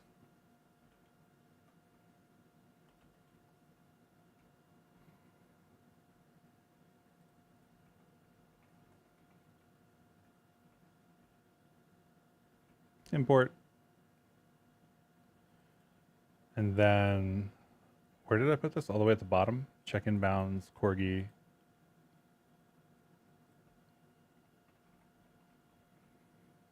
Right, and this is minus corgi size, and that's plus corgi size.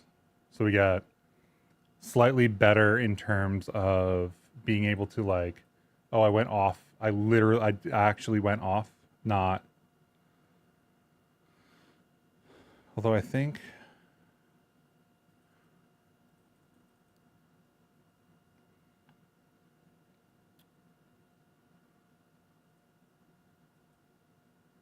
with the pipes, it's a little bit hard to test.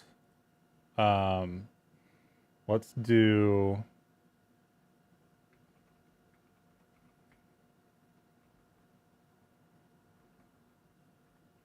no pipes.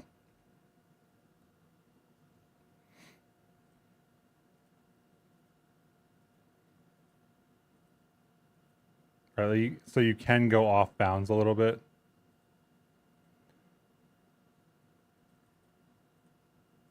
Right, like your head can go over, your body can go in, but like once you're out, you're out. I think that's fine.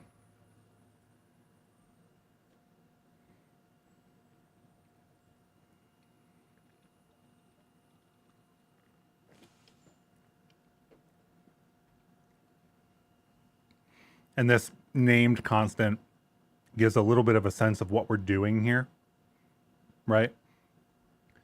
Canvas width over 2. I wish I could name that width. I don't think I can use that as an alias. I don't think there is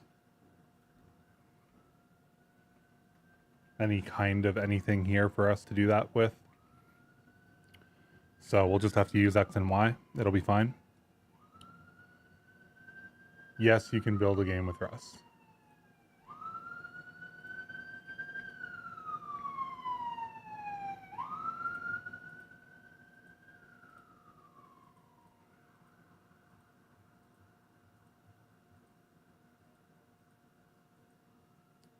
So you go off, you reset. So this is like feature complete enough, I think, for a workshop. There's plenty of stuff where if I was like making this as a thing that I was going to ship, I would probably change. I would probably want like a start screen or something like that, etc. That should be height over. Are you saying it should be height over Y or height slash Y? Oh, you're right. Yes, I changed it to X because I made a typo when I was looking for it.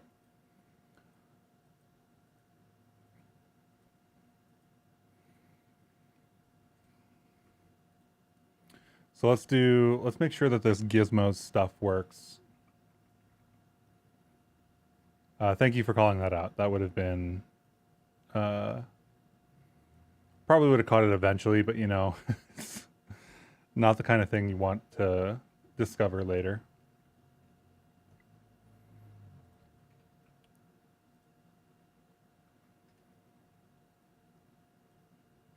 I don't think there's a built-in kind of like collider thing because the colliders, like the AABBs that we're using for the intersections are, how do I frame this? They are in system. Like these are not persistent values. We create this AABB and it drops at the end of the function. No other system can go look at this and be like, oh yeah, I'm going to go render a debug, collider for that. So if we want debug colliders, then we need them.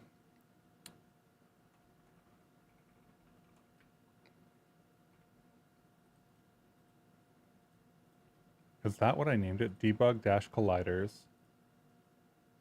Debug colliders.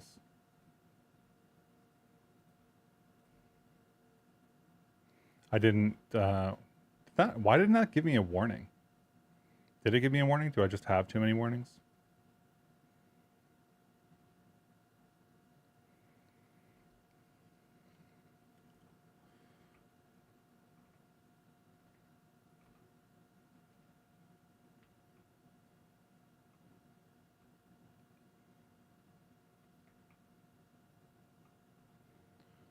Debug colliders.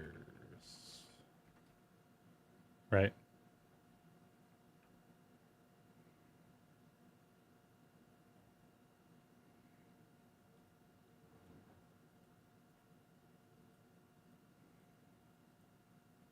So now you can see this actually happening.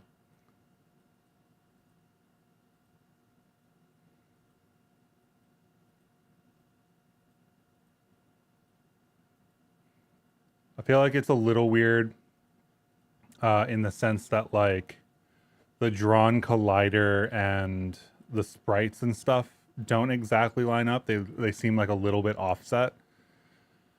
I don't really think that's an issue per se. It just looks weird.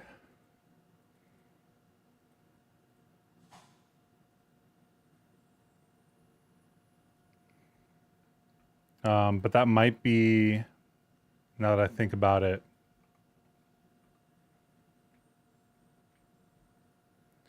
check collisions could be a fixed update issue. No, it's not.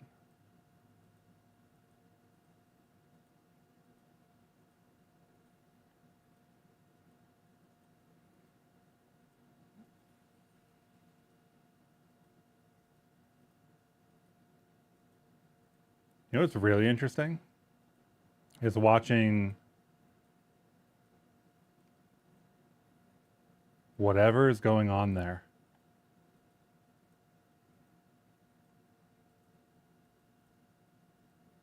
Every time we hit a points gate, the collider shows up for like a frame.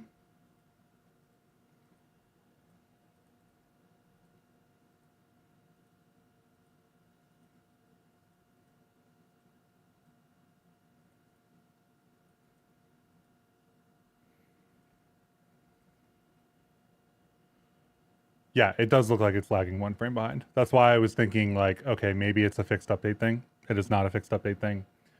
I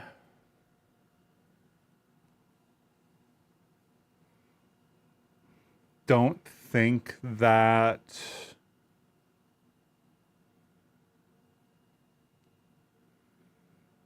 it's important enough to cover.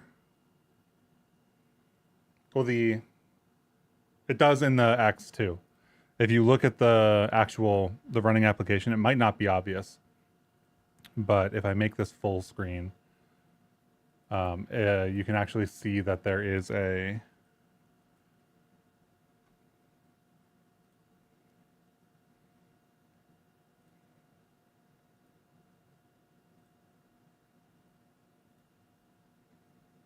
like it is actually off one pixel or one segment, one frame's worth of movement for the like things coming at you as well.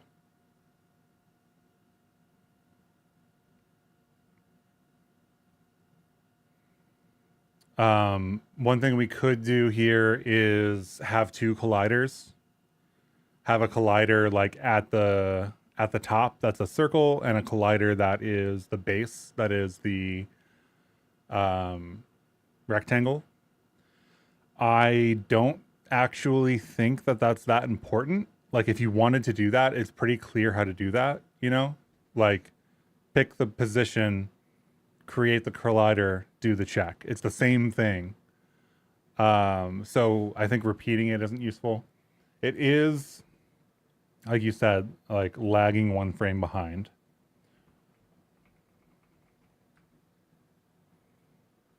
Compared to the sprites.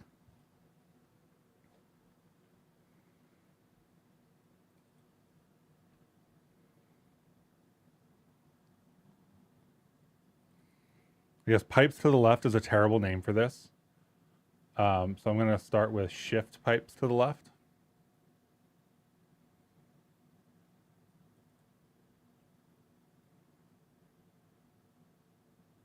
Right, like theoretically,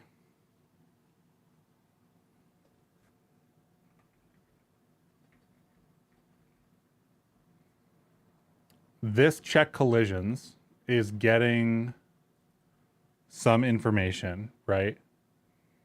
And it's about the pipe segments and where they are with a global transform, right? And we're using those global transforms to do these things. Let me do a sanity check on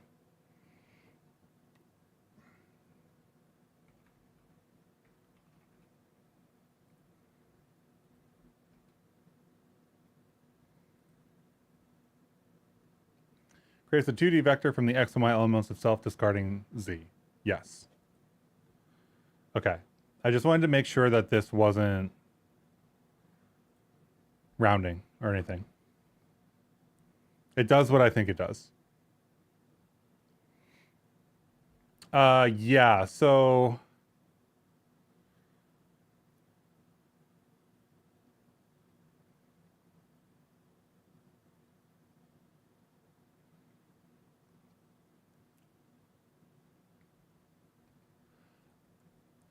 I don't know that it particularly matters. We could put it in a different schedule. Where's so here's check collisions, right? We have check collisions in fixed update, which is the beginning of the frame. So if we put it in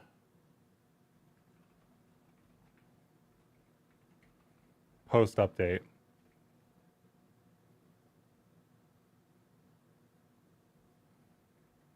assuming I remember how to write regular functions.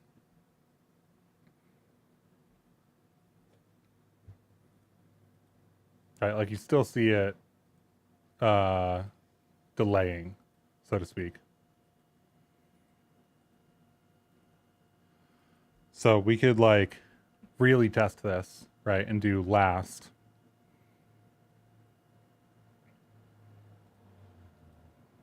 And it still has the same issue. Right. And we could really stress test it the other way and do first.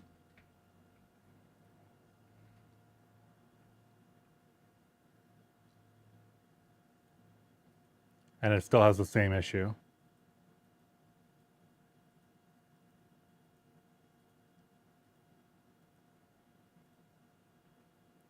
So where is the actual issue? Maybe in the gizmo drawing. Like, when do gizmos actually draw?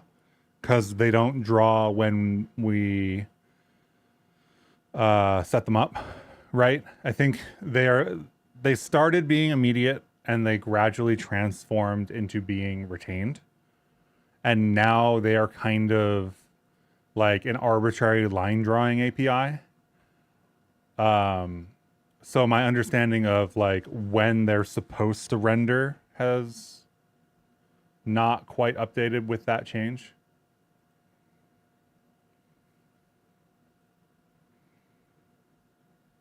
Like we still say they're drawn in immediate mode, but they're not really, because if that were true, then fixed main like wouldn't render them every frame. So we retain them across fixed main in between, like, for the intermediate frames. And I think they just keep moving that direction more and more every release. So like, yeah, they technically are immediate mode, but I think that the documentation and our social understanding of what gizmos are with relation to how Bevy implements them is lagging behind the direction that they're moving.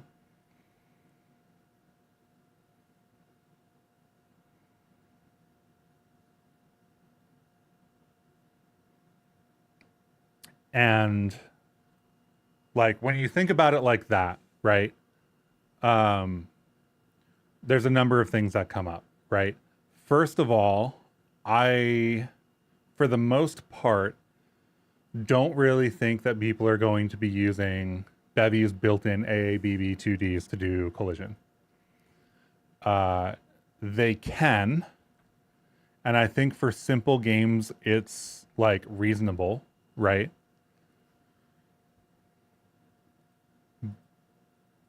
But the way most people are going to end up doing colliders is they're going to cargo install Avian, right? Avian 2D in this case. They're going to cargo install Avian. They're going to go for a collider. That collider is going to be, you know, like a cuboid collider. Or I guess what do we call them in 2D? Squares? Rectangles? Regular polygons? Rectangle. Like you do square dot rectangle. This lives as a component on your entity. Like the whole behavior is different. So I feel like fixing the one frame lag in gizmos for this demo starts pulling on a thread to which the answer is gizmos maybe aren't exactly how we're using them currently, and they're like mid evolution in my mind in Bevy. And also the idea that when people go to reach for a collision library, they really like Bevy doesn't have all that many shapes at the moment, right? We've got AABB 2D. We've got some bounding volume stuff, intersects volume. Bounding volume, if I remember correctly, is only implemented for AABB 2D and bounding circle. So your 2D and 3D variants of those. I just don't think that this is a thing that's solved in this workshop. They will also use gizmos for their debug. Yeah. Right, like the physics debug plugin for Avian does actually use gizmos.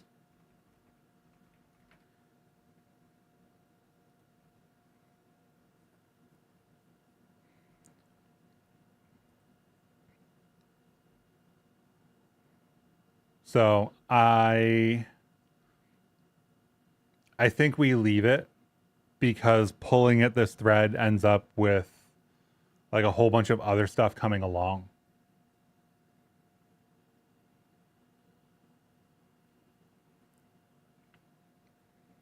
The docs say gizmos should be spawned before last. Also doing stuff after transform propagate is often useful. Yeah, so like transform propagate. I don't remember when transform propagate runs. Transform propagate.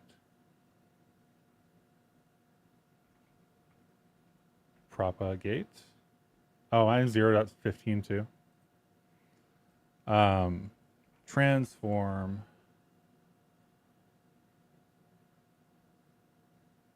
Transform propagate. There it is. So like transform propagate apparently didn't exist in 0.15 anyway. So like there's that. Transform system has to set up somewhere in here, right?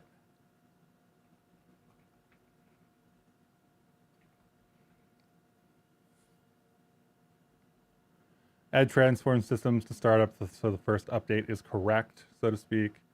So this is post startup, that's post update.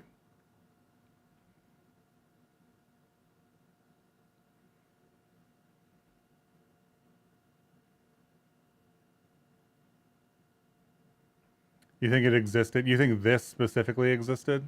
I think.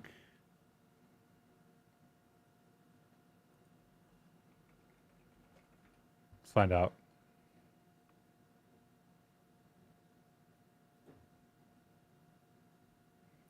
Bevy transform. Source. Lib systems. Was it systems?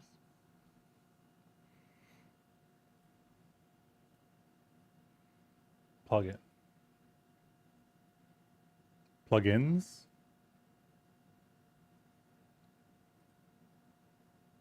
Plugins.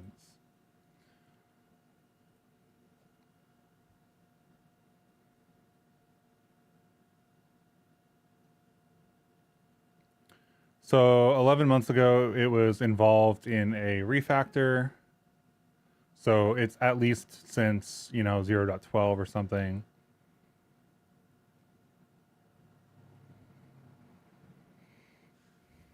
Who knows where it came from before that? It probably existed. Refactors hopefully don't change behavior.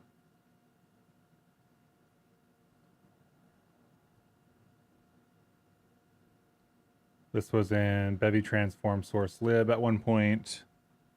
Why didn't it show up when I looked for it in 15? Did I just not spell it right?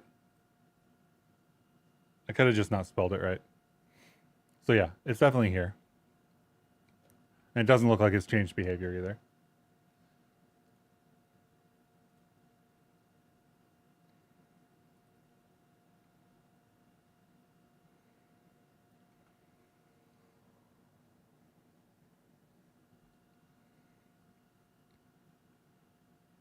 Also, good morning, Anas.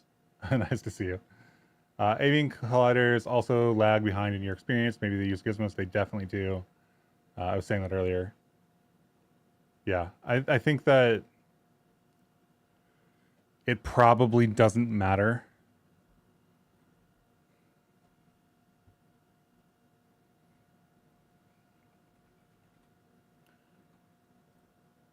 Gizmo lag issues.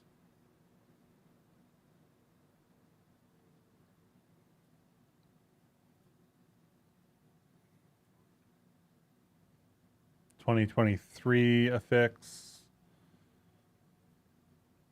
That was for GLTF ABBs.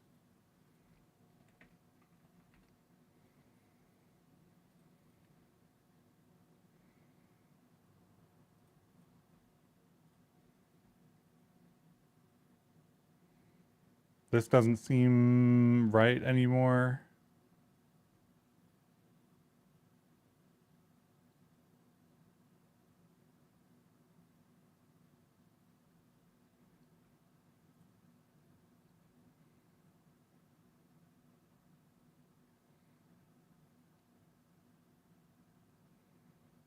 Gizmos, gizmos, gizmos. There's also a lot of discussion about like what gizmos should be that has happened.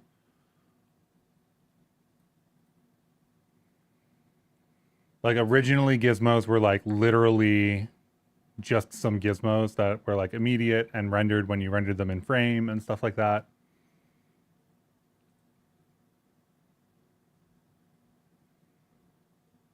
I don't see anything interesting here. I'm gonna stop looking for this because I don't think it really matters. Gizmos are supposed to work in fixed update.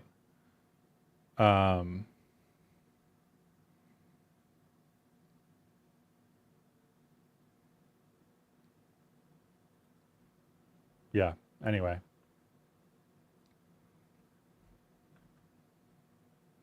I don't think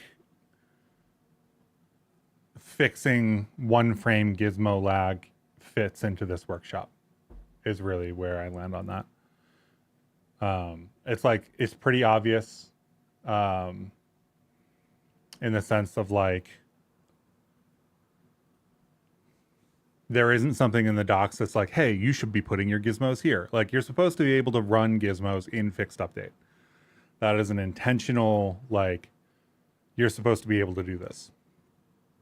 So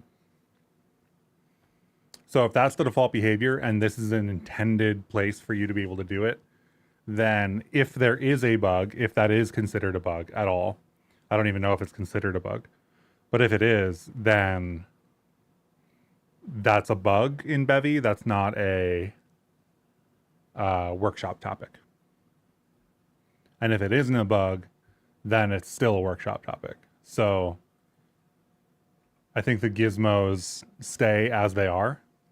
because doing anything else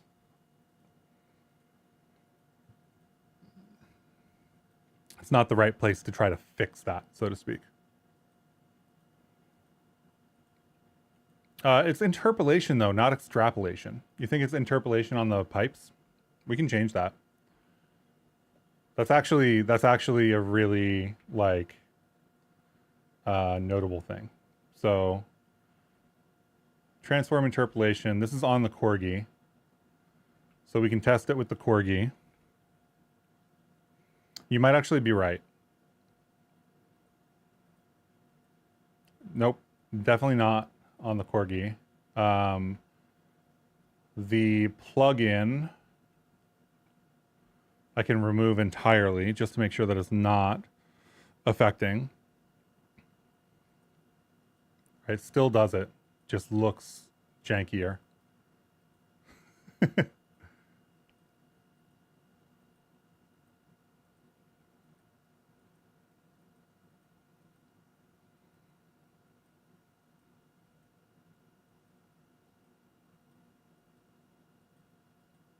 It's a really interesting behavior in that sense. But I don't think there's an easy fix for it. Okay, so we get rid of window. We don't have any more window queries.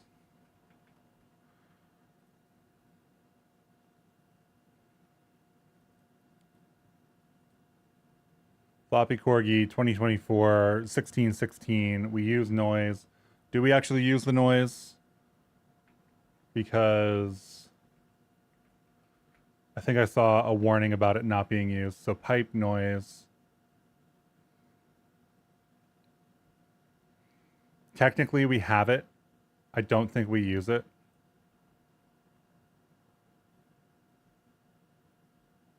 So if we don't use it, then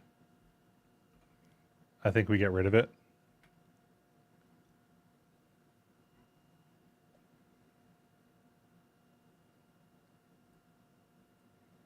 I feel like it's something that I would store in that pipe, but we don't use it at all. So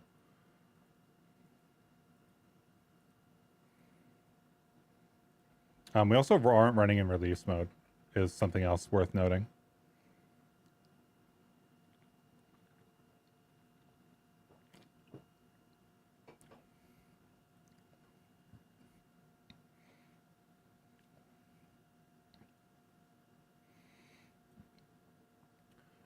So a bunch of marker components. I think marker components are like a really good thing to just have all over the place.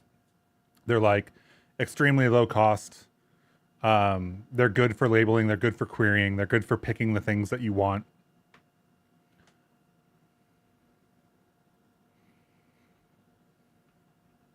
Are we using scored here? Yes. How are we using scored?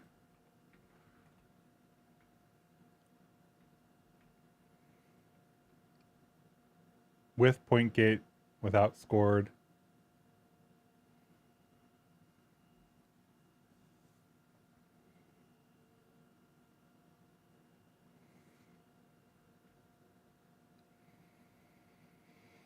Is that it?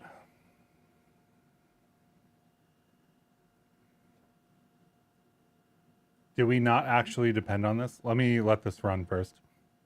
Do we not actually depend on the behavior here?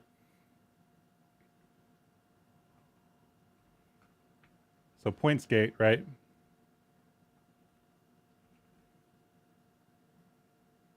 Hey crowds, how's it going? Let's despawn pipes.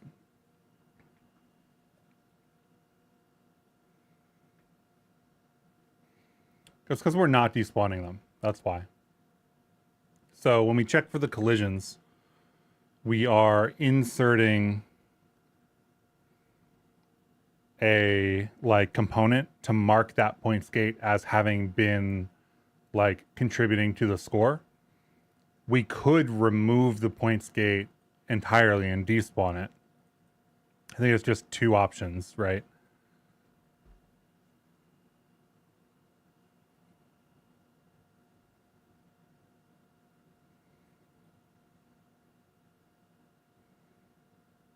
right? Like this could be a despawn instead of an insert score.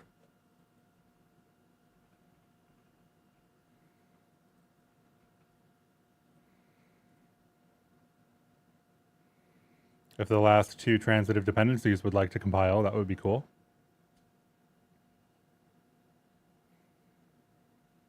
How are you doing today, Crods? We're just doing some casual 0.16 upgrades, especially for reference material that I point people to, that I like having used modern practices and things like that.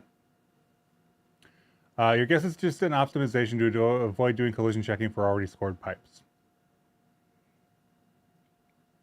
Yes, but also, how do I frame this? The behavioral difference for us doesn't matter, I don't think, right?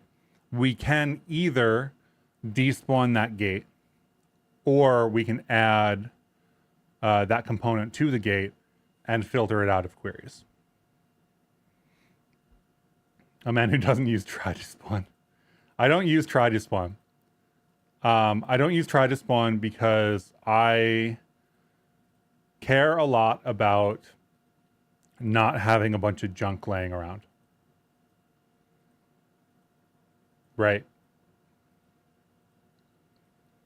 So like, if I was trying to double despawn here, maybe I would have. But like this scored component, the scored component can just go away. We don't need it. It's kind of just like more complexity than it's worth, even though it's just a marker. Right? The fact that it exists means people have to care about it.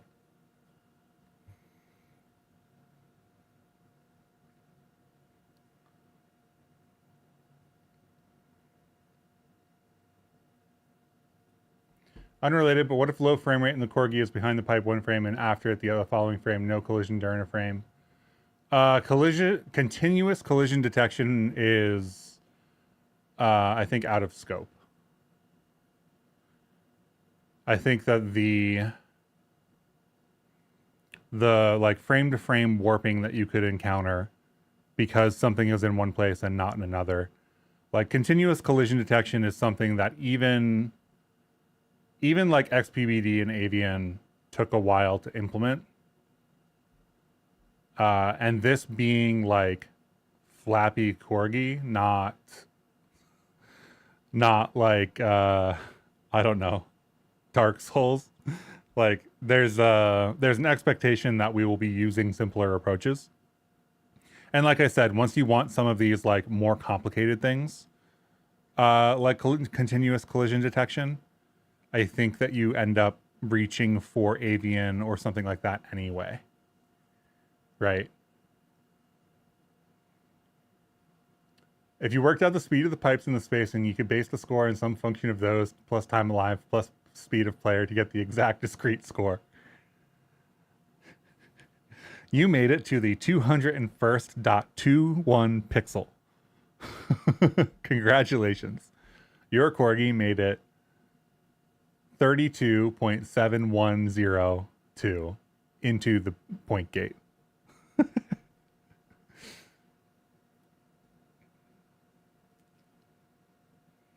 Corgis are cool. Yes, corgis are cool. I unfortunately do not have a corgi.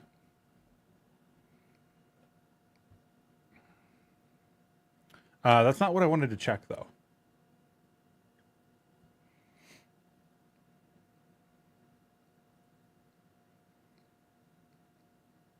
And this last one dependency here is really killing our compile times.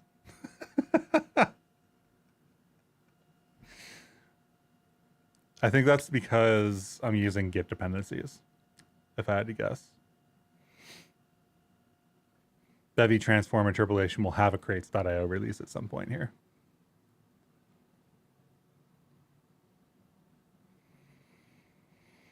So, spawn, children, pipe, get rid of the sensor. That's what it would have been if we were using Avian. Pipe bottom transform sprite, pipe transform sprite, pipe transform sprite. The other thing that's nice about this demo is nice.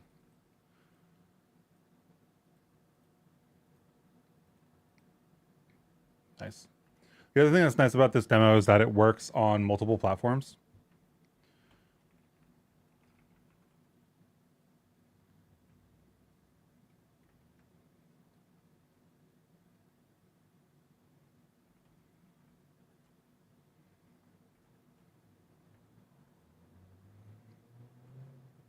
What am I doing here?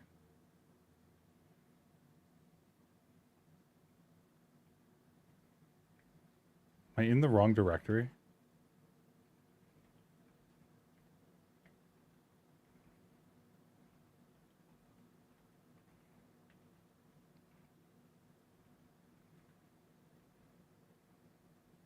I have so many repos in this GitHub org now. PNG. I thought it was going to be EFG.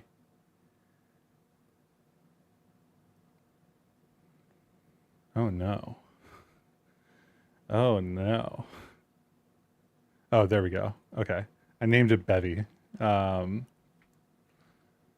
Freaks me out for a second.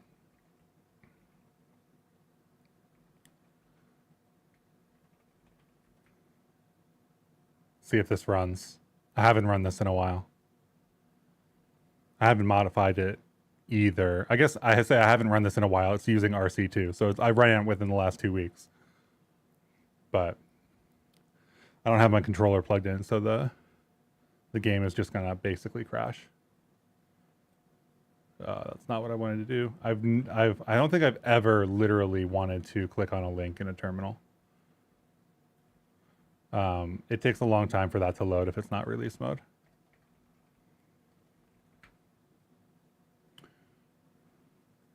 Has Avian replaced Rapier? Is it better? I would say it's different. I don't really consider one or the other to be like better, so to speak. I think that Rapier is a really solid physics simulation library, and Avian is a really solid first-class Bevy experience.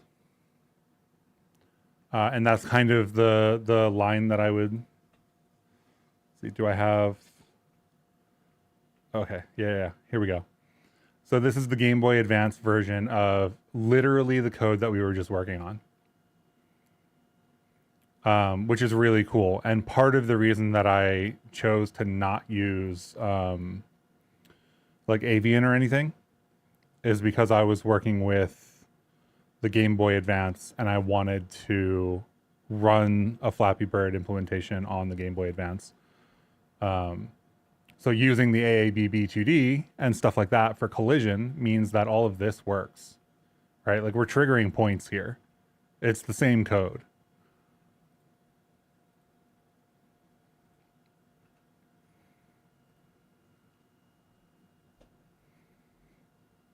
I think I had to replace the noise library. I think this noise library didn't work on GBA or no standard specifically.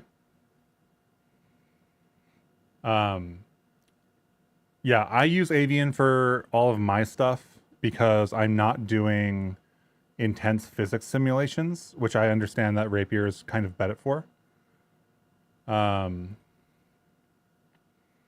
Avian is like a first-class Bevy experience, if that makes sense. And if you haven't used both of them, then I don't know that that will make sense.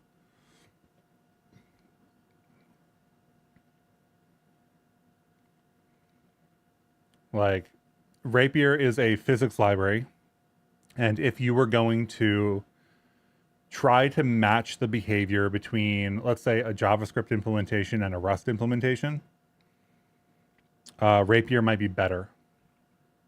I don't think that, yeah, so Rapier might be better for that kind of thing, because like Rust, Bevy plugin, JavaScript. Like they support all three. You can go like work with this in JavaScript. you can go work with this in Rust. You can work with it in Bevy or whatever. The Bevy plugin is kind of like a wrapper around the implementation, which can cause certain issues. But yeah, I wouldn't say either of them is better, right? I try in general also to like not refer to open source projects like that. Like typically the situation is that an open source project is optimizing for a certain experience and that results in like a slightly different feature set.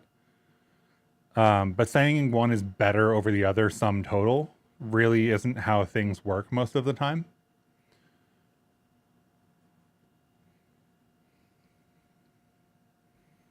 But I do use Avian for all of my stuff currently. I did use Rapier before Avian existed, before XBBD existed, actually. But yeah. Okay, so this is pipes. This is how we build the pipes. We basically just give it a transform and send it off. These pipes always spawn in the same location. So actually, I don't think we need the transform here either. Right? Like this is always here. It's always this specific spot. There is no other place that we call spawn pipe either. So all of that logic could live in this function.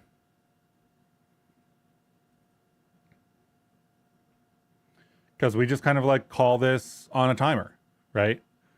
There's nothing really else going on here. We don't spawn pipes at different intervals. We don't spawn pipes more or less often. This could be just like a function.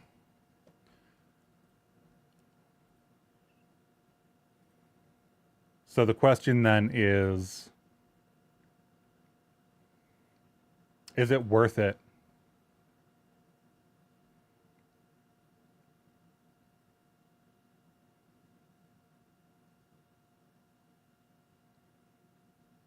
And I think the answer is that it really doesn't matter.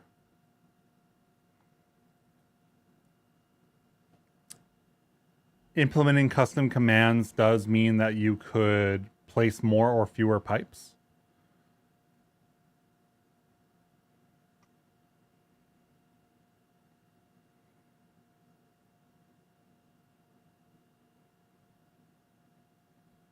But the encapsulation is nice, but I don't know that it's necessary.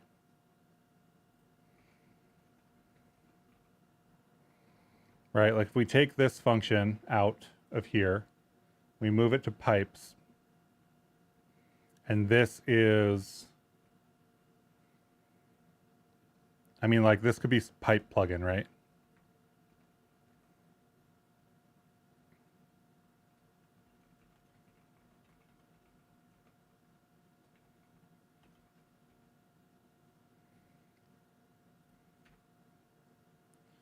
And then in main, we've got pipes here.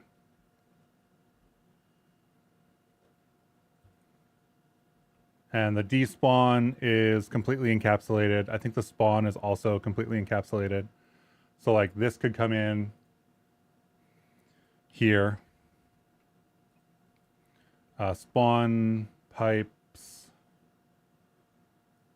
right, could come in here.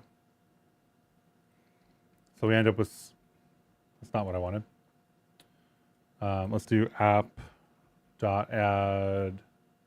systems, fixed update, spawn pipes, done. We need to bring in a couple of things here. Because like this is probably what I would do in a larger game anyway, right? Here's despawn pipes. Probably shift pipes to the left also. Right? Like these are all things that are pipes and pipe accessories. That's the way that I'll put it.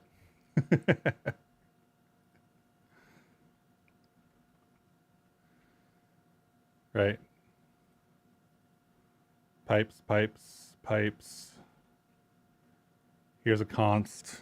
We'll throw this up top.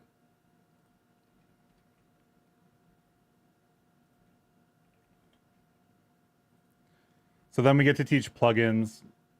We get to remove a lot of the logic from main just on spec.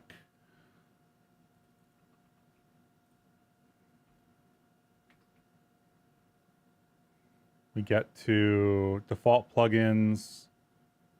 We get to say, hey, we have our own plugin here as well. Right? Start introducing the concept of putting things in their own plugins. And then like the rest of this doesn't really need a plugin. There's not too much left here. Corgi control, check collisions, right? We've got the pipe bottom, pipe top, whatever. This could get split up. We don't really need it to be. Kind of shows off the interfacing, right? Between like a plugin that you wrote and other things. Score text doesn't really matter. Score update. Like we could put score in its own thing. We don't really need to. Right? This is all of the pipe logic now. So if this is all of the pipe logic, then if we take this stuff and we get rid of that command entirely, then spawn pipes is this.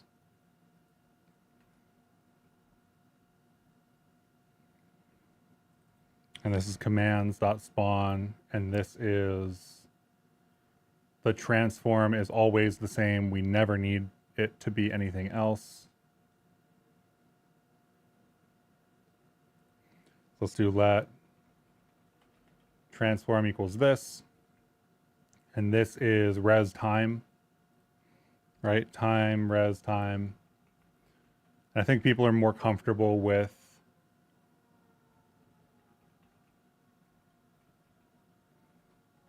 doing access like this, right? Like this is the way you expect to be able to access things. Then we don't need these other things here.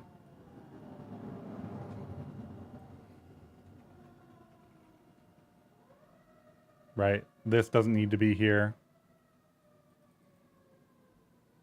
I guess image. We use image in two places, so let's say this is image and this is hill. And we have one more image down here to change. And transform is now that. So now this is just like a regular system. And we don't have to worry about doing world access here or what it means to do world access.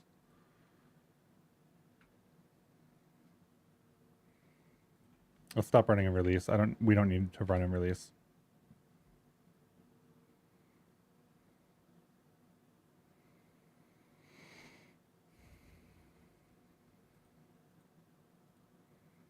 Right? Everything still works. It's all fine. We don't need a custom command. We don't spawn pipes in multiple places. We're not doing any testing. It's just conceptual overhead that doesn't need to be there.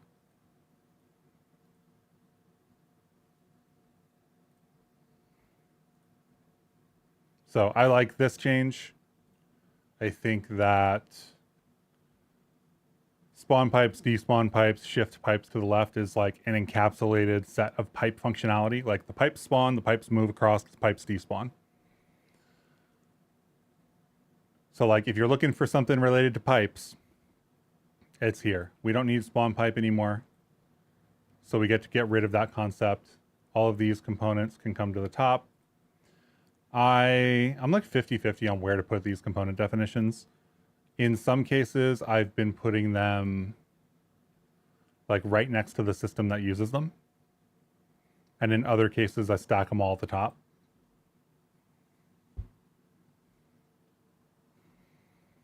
So really the question is, how many of these actually need to be pub?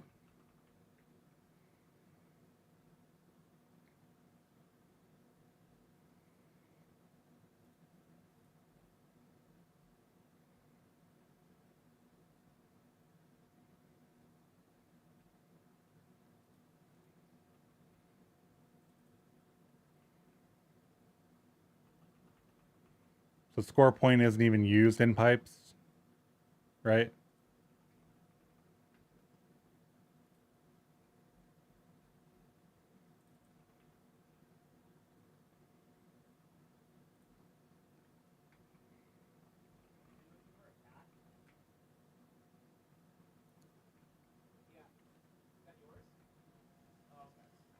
There's a bunch of cats who are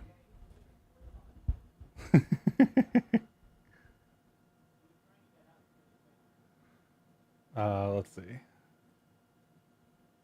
I know y'all can't hear it, but there's a bunch of cats that are like running around the general apartment area recently.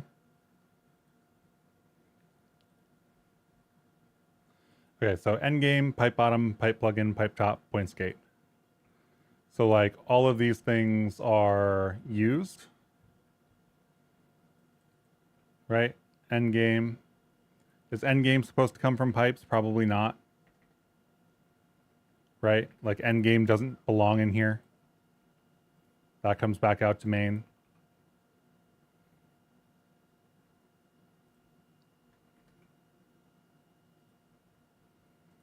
Pipe bottom, pipe top, pipe.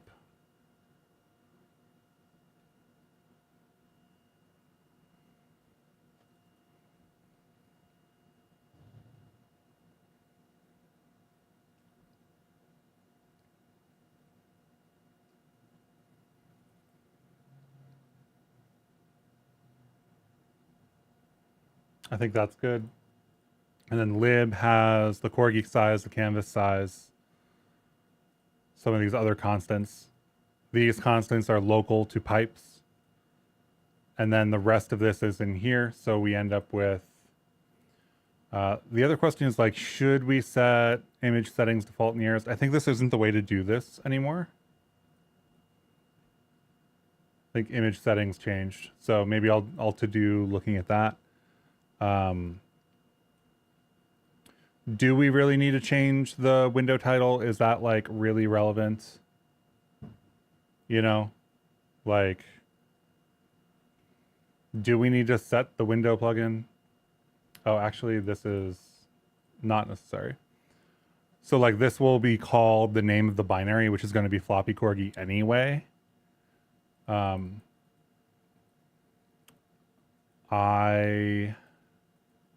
guess that might not, that either doesn't happen on Mac and it's only for Windows, or how do I say this? Or it hasn't gotten into the release candidate yet. That's possible too. So we'll leave that for now. So we've got default plugins, default nearest for the image sampling, which I think is good. We set the window title. Transform interpolation plugin is an interesting thing to cover. If we don't use it, everything just looks a little bit jankier. Because remember, we aren't using avian or anything. So like, I feel like the entire thing is kind of like vibrating back and forth when it moves. But if we do the transform interpolation plugin with the fixed update, same app default title on Linux. Yeah, I can. So this is all smooth now, which is wonderful. That's a really, I feel like that's a really important thing to note. I want to start doing more fixed update stuff in these. I want to be telling people that fixed update is like the right place to put your application logic. Current exe. Pull requests.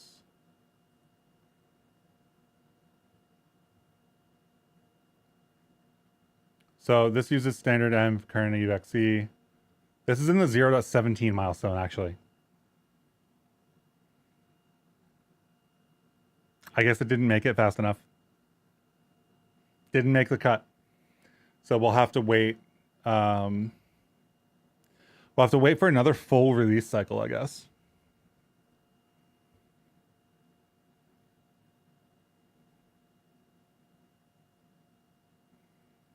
So this is the very, very first thing for the 0.17 cycle that was merged that we are Now waiting for 0.17. So we'll change that when that happens. I think loading state, this isn't too complicated. This is, I think, just this, and then we get to depend on that for everything else, which is wonderful. You know, like the cost of using Bevy Asset Loader here is not very high. It's like these 3 lines of code and then this, right? And I think for most of these, it doesn't matter. For like these 3, pulling these in and configuring them isn't that big of a deal. But for the texture atlas layout, this is kind of invaluable. Like being able to define this in 3 lines of code or 4 lines of code rather than needing to put a bunch of handles into a texture atlas layout and like write 20 lines of code to do that. So this is really the thing that Bevy Asset Loader is doing for us. It's grabbing this and creating that texture atlas layout. So that means we have a loading state and a whatever state. I guess we should rename this from my states. My states is a little bit weird, right? Like app state might be a better descriptor. Similarly, like my assets. I don't want to call this anything too official, but I guess we just did call that app state, right? So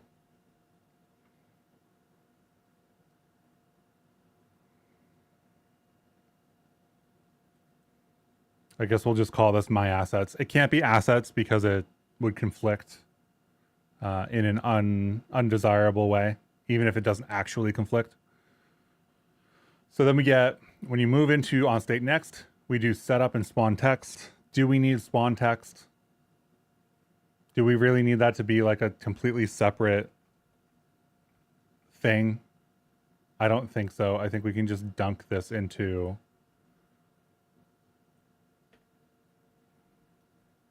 the setup. We only do this once. We only do this on start, right? So like, I think we just put this here in setup. And then the component for score text comes up to. This doesn't exist anymore. We only have one system here now. I tend to like a lot of small systems, but I don't know that that is actually useful for educational material. I think that when we talk about, hey, we're going to run setup, we have to do a couple things. Spawn your camera, spawn the background, spawn the corgi, spawn some extra background stuff just in case it overflows, and then like spawn the text for the score, right? Like set up the game is all in one system. And I think that conceptually is simpler than not. So the question is here, sky and ground, right? If we don't use those, I think the reason I included these originally was for scaling purposes. So like if you do this, this looks weird. It looks weird anyway, right? Like it's very clear that this isn't meant to be played at like a small vertical resolution.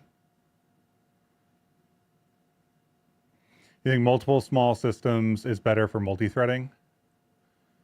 I would say that it depends on what you're doing in the small systems. If you have a mutable world as the system parameter, I think that's not true, right? If you do a lot of shared access to things that you aren't changing, I think that is true. But you can't parallelize things that mutably access world, right?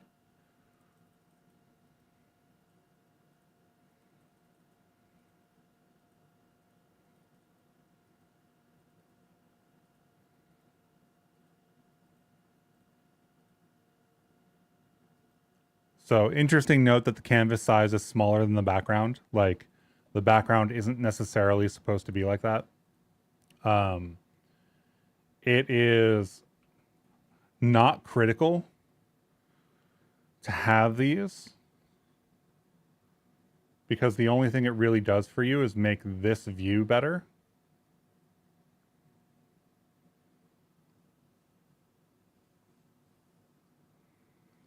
And this is not a view you play in anyway, right? So the question is fixed width the right thing to do?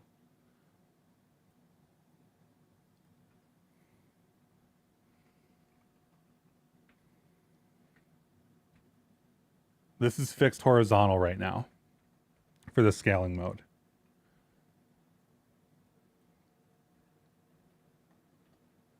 So if we do fixed vertical,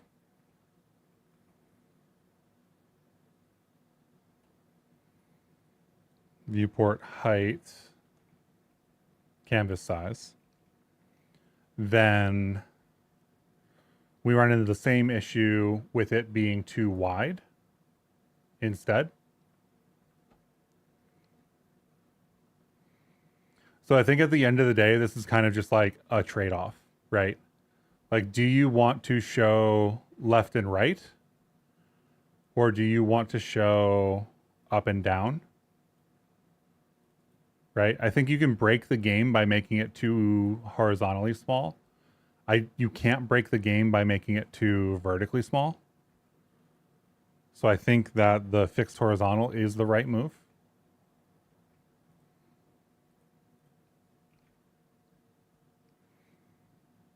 Like obviously we could choose a different one too. Like it doesn't need to be fixed. It could be any number of other things. But like this doesn't break the game. This just makes it look weird. Whereas like this is hard to play, but it didn't break. Right? Like if you really want to play like this, you can. The alternative like made the corgi off screen, right? So I think this is the better of the two options. I think we were right to choose that. The velocity acceleration we talked about earlier, kind of need that to like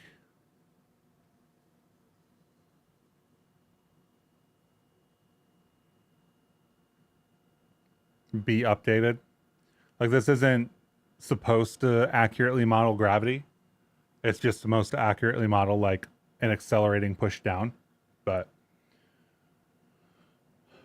clipping the drawing to a viewport the size of the canvas would look better.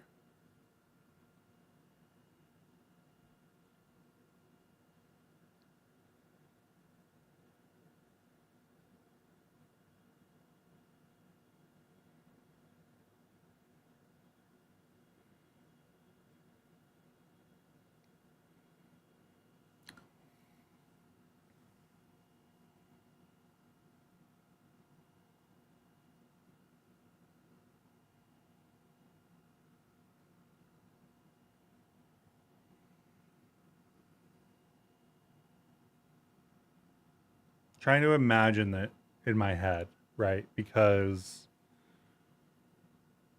you're basically saying clipping it to the canvas size.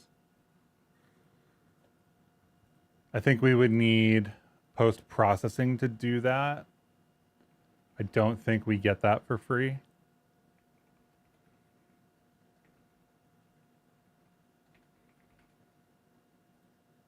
Right? Like our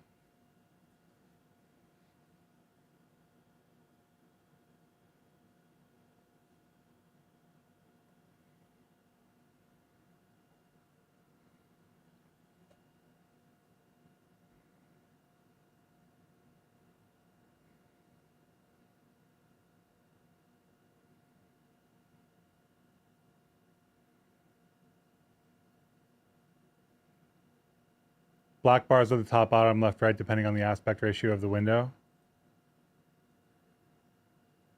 Yeah.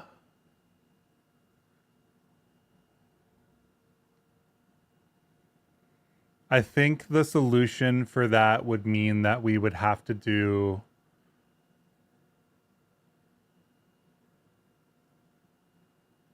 a camera at the specific size and then a post process to place it inside of the window.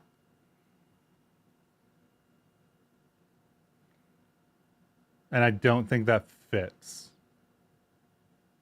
Right? Like,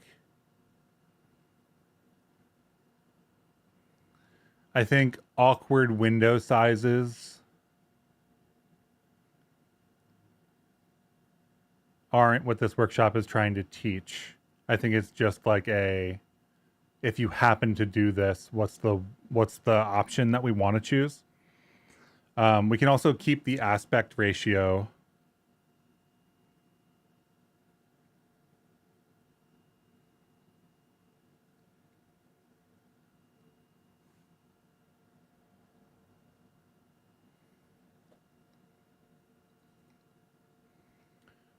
So, what is it? Auto min.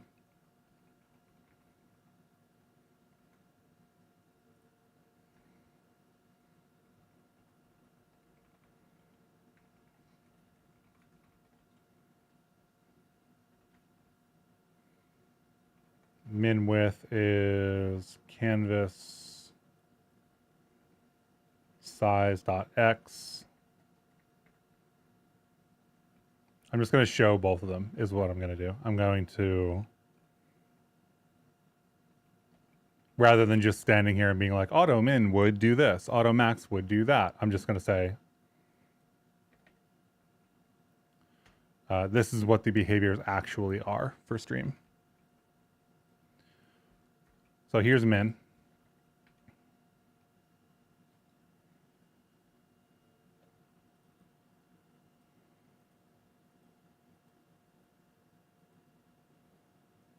So when we make this smaller, it does the thing that fixed height does. When we make this smaller, it does the thing. So like,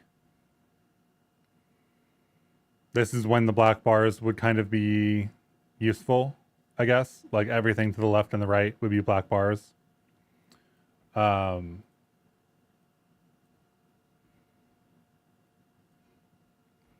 Max kind of locks it into the playing area, I believe. Right?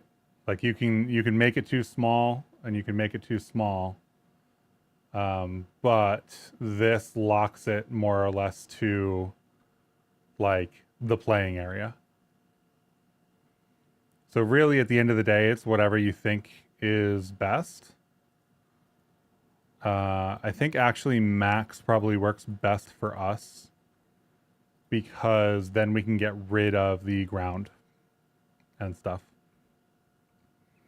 The ground does feel a little bit weird, like this thing.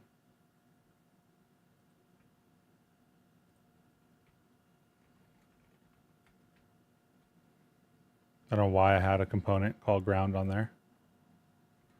So like, I like removing stuff. Game is here, game is playable, right? Like here, okay, fine, you've made it too small. Here, okay, fine, you've made it too small. So like there's a minimum resolution total, but it's not like a hard limit. It's like an aspect ratio thing, which is good. So max is definitely what we're going with. Anchor, gone.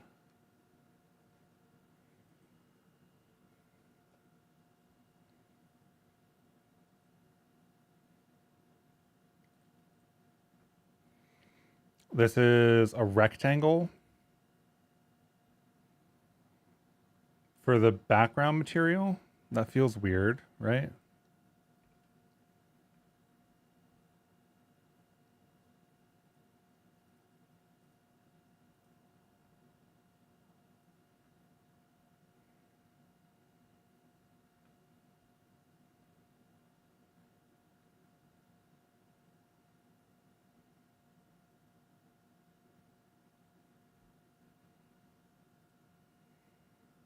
Whereas with the square,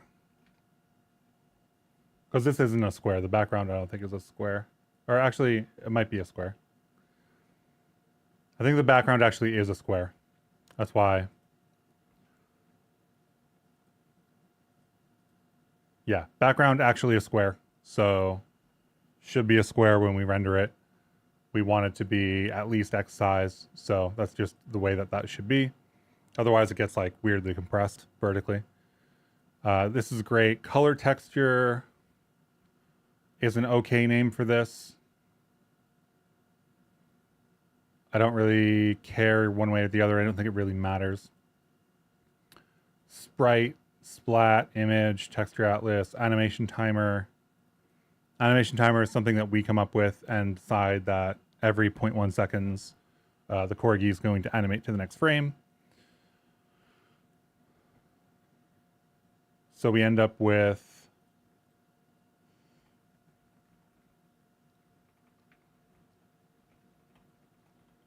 timer-based frame animation.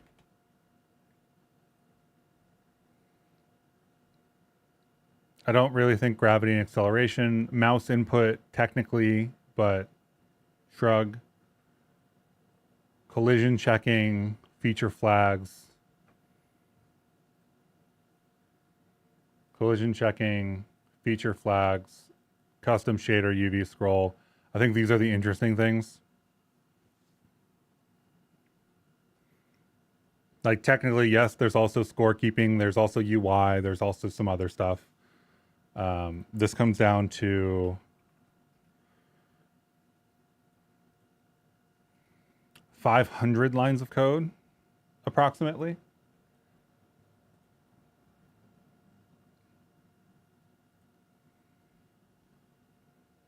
I think a lot of these systems are simple enough.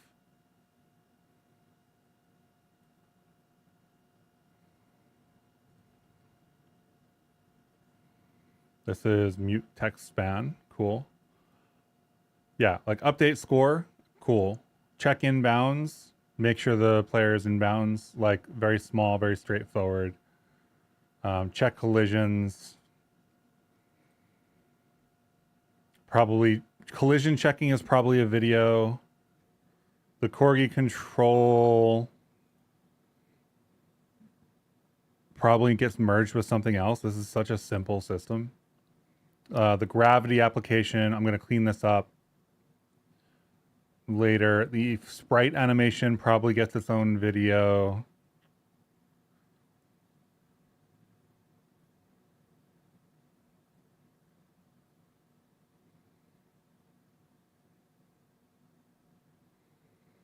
The shader gets its own video because while it is super straightforward and simple, it's like beginner level shader.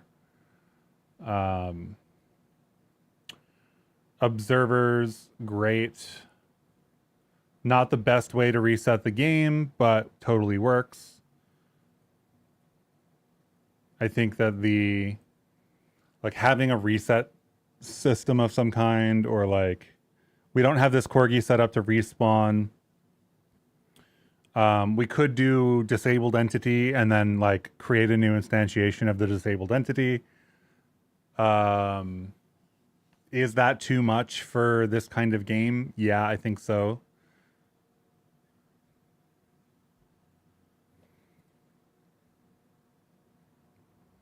So generally happy with this. I think this is the general code base that I'm going to go with for this workshop for 016.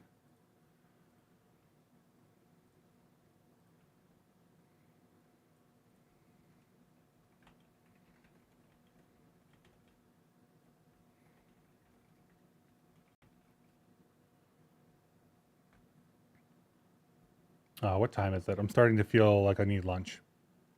It's a little early, but starting to feel like I need to eat something. Yeah, there's a bunch of things we could do with this. We could do the black bars. We could do, you know, start menus and stuff like that. I think I've found that people don't like doing UI stuff in workshops.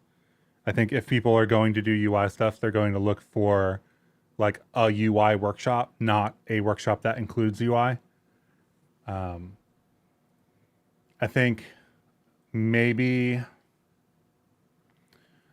taking a critical look, and maybe there's something in here that just isn't really required. I think the animation probably isn't required. Lunch, it's 8 o'clock here. Yeah. Yeah, it's 11 a.m. here. Right? It's about lunchtime. 8 o'clock. 8 o'clock is like Europe somewhere, right? Like Spain or something? I don't know. London?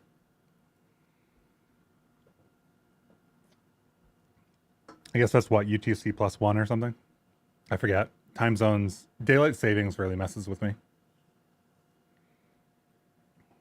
Yeah, like Berlin, Spain. Yeah, that makes sense. Denmark. Nice.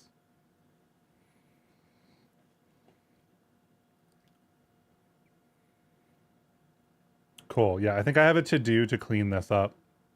This feels a little bit messy.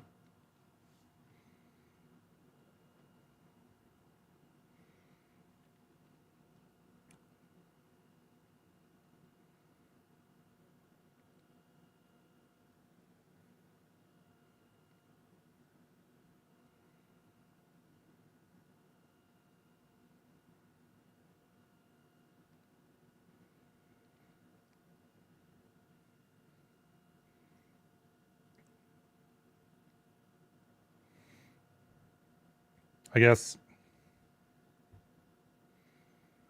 gravity is the acceleration, right?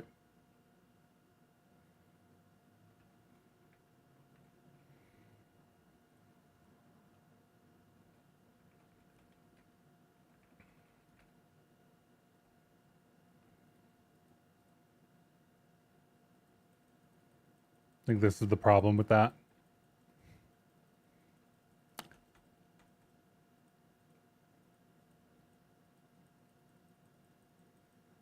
Like it's got to be gravity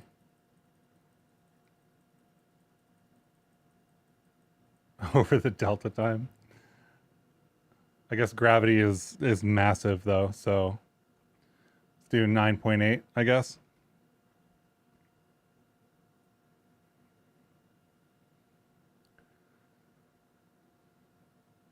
And then the clicks are like 200. So like we get to scale way down. Like this is the issue with that currently. The issue is like, sure. Damn, the doggo's flying. Yeah.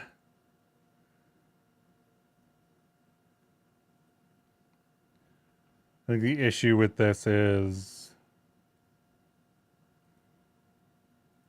there's no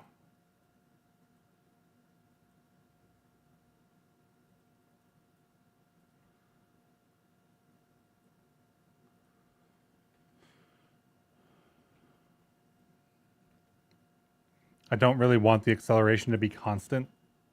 I want the acceleration to accelerate.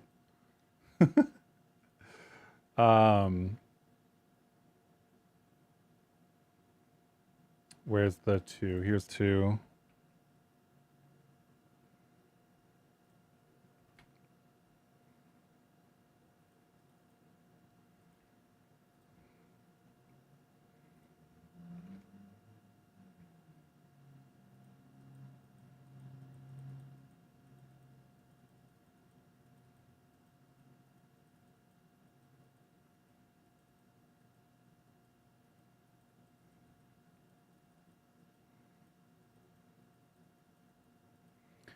Does get rid of a concept.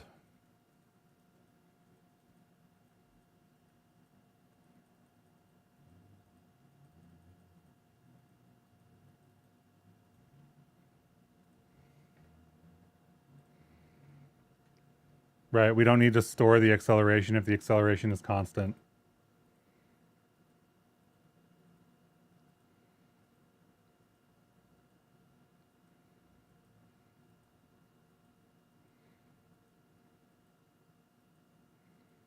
Feels a bit lackluster, honestly.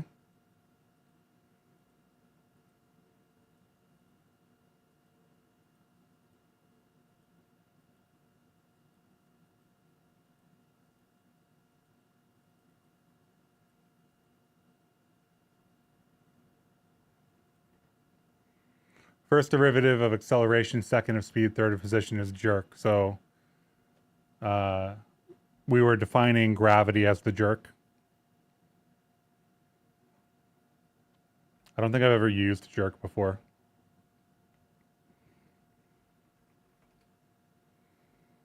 Also known as jolt. The rate of change of an object's acceleration over time.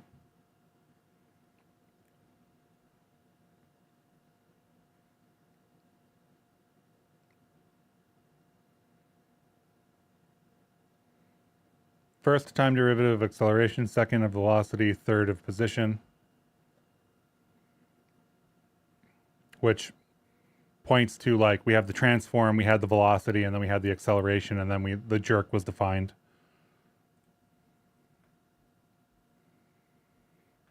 Is there a Flappy Bird clone on the internet? Or, like, I think this turned into a crypto scam, right? Like the original one.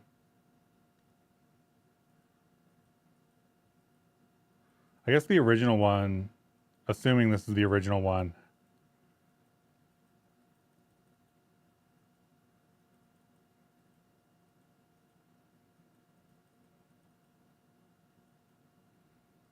has a constant gravity. It also doesn't have a top or a bottom, or I guess it doesn't have a top.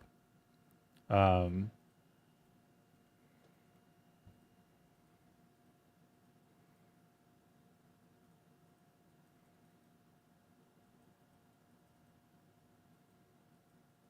yeah, it's constant in the original.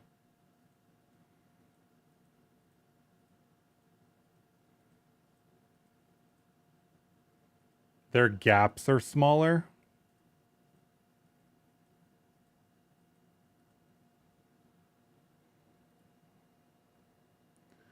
Position, speed, acceleration, jerk, snap, crackle, pop. Sounds like what it would happen if I sprinted right now.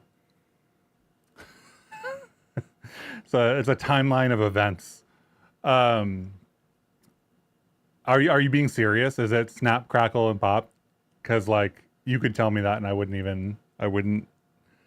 even know enough to second guess it. I have really never intentionally used jerk in the first place.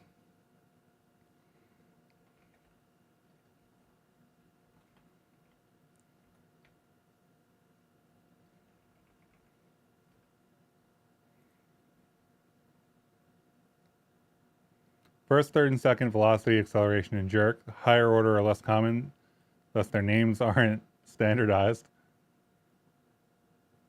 Snap. They are actually snap, crackle, and pop, directly referencing Rice Krispies. That is really hilarious. Yeah, I know what Rice Krispies are for sure. I had definitely had Rice Krispies growing up. Um, the fourth derivative is also called jounce. Can tell you I'm not going to call it jounce.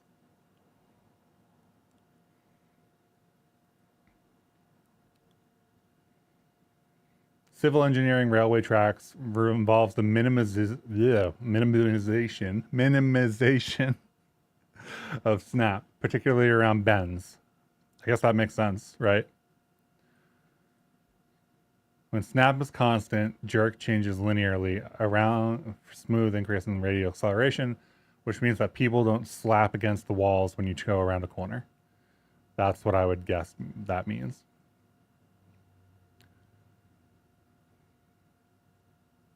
Minimizing snap improves machine tools and roller coasters. In case we ever build a roller coaster game, we'll have to deal with this, I guess. Probably not, but would be funny.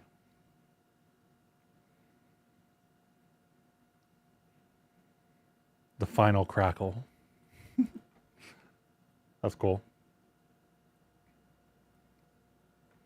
I think in general, I think that I prefer the jerk.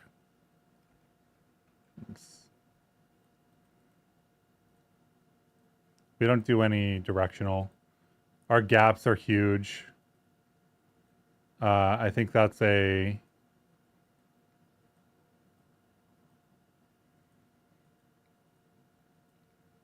And how do I put this? The gaps being huge is a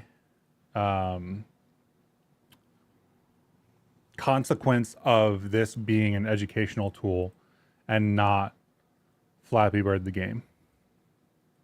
I think I'll leave it without the jerk because that means we get to remove acceleration and then I don't have to talk about jerk at all. Right? Like the acceleration here doesn't need to exist because it's constant.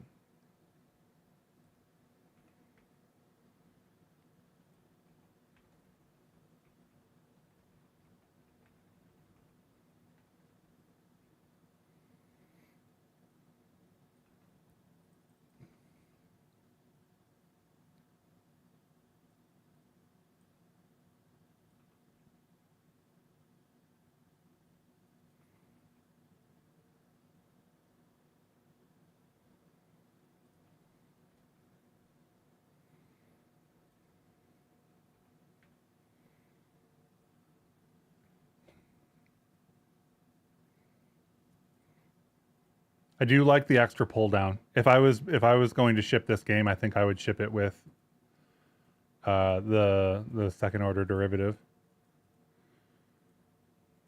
But I think this is fine. I don't think this is like, it doesn't matter, you know? This is a particularly easy version of Flappy Bird.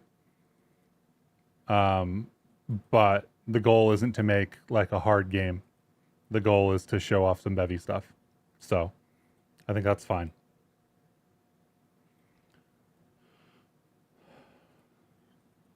Gravity being negative 1,000 is weird. I wonder what the default is for avian.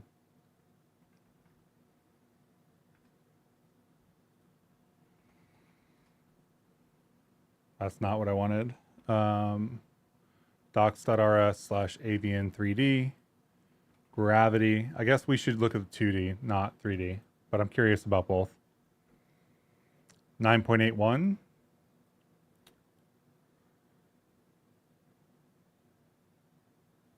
Note that if you're using pixels as length units in 2D, the gravity will be tiny. That makes sense.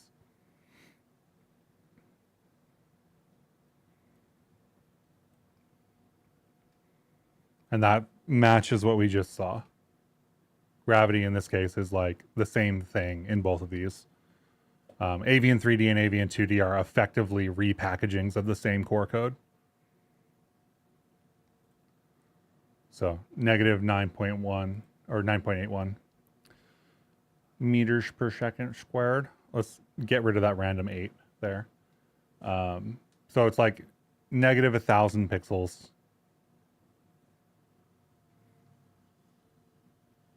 per second, which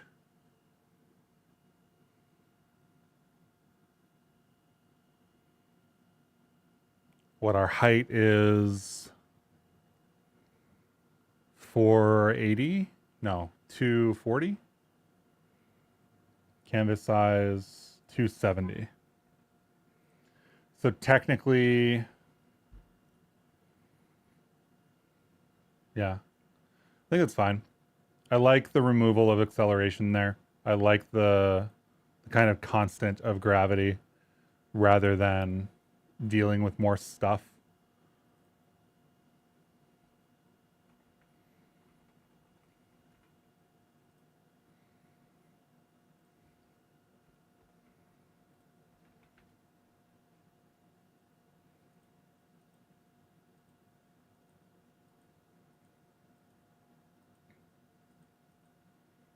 So the rate of change of the velocity isn't that interesting, but that's fine.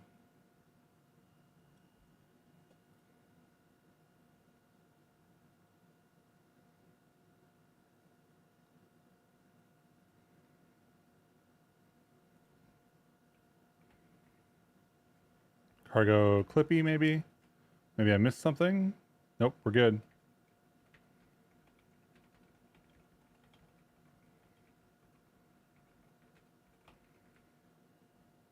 Okay, I think that's it for today. I'm feeling like I need to go get some food. So I'm going to call it a little earlier than usual today.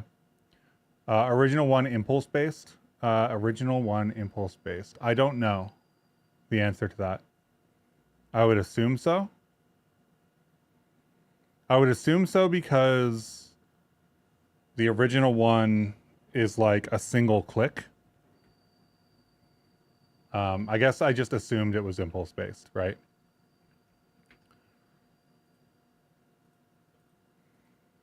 Right? Like this is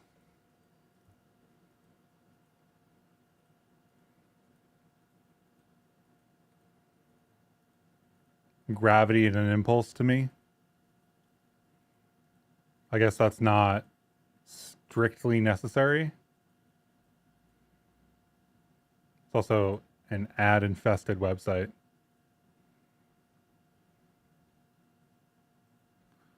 Oh my.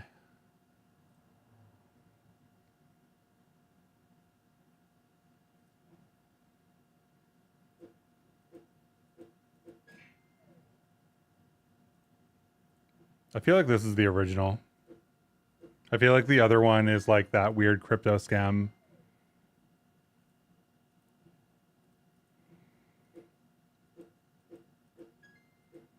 Because Flappy Bird happened and then like, I don't know, a couple years ago or something. Like somebody bought out the rights or something and got the Twitter account and started shilling crypto.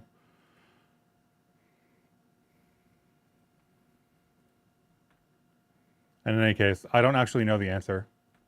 But yeah, we'll be back.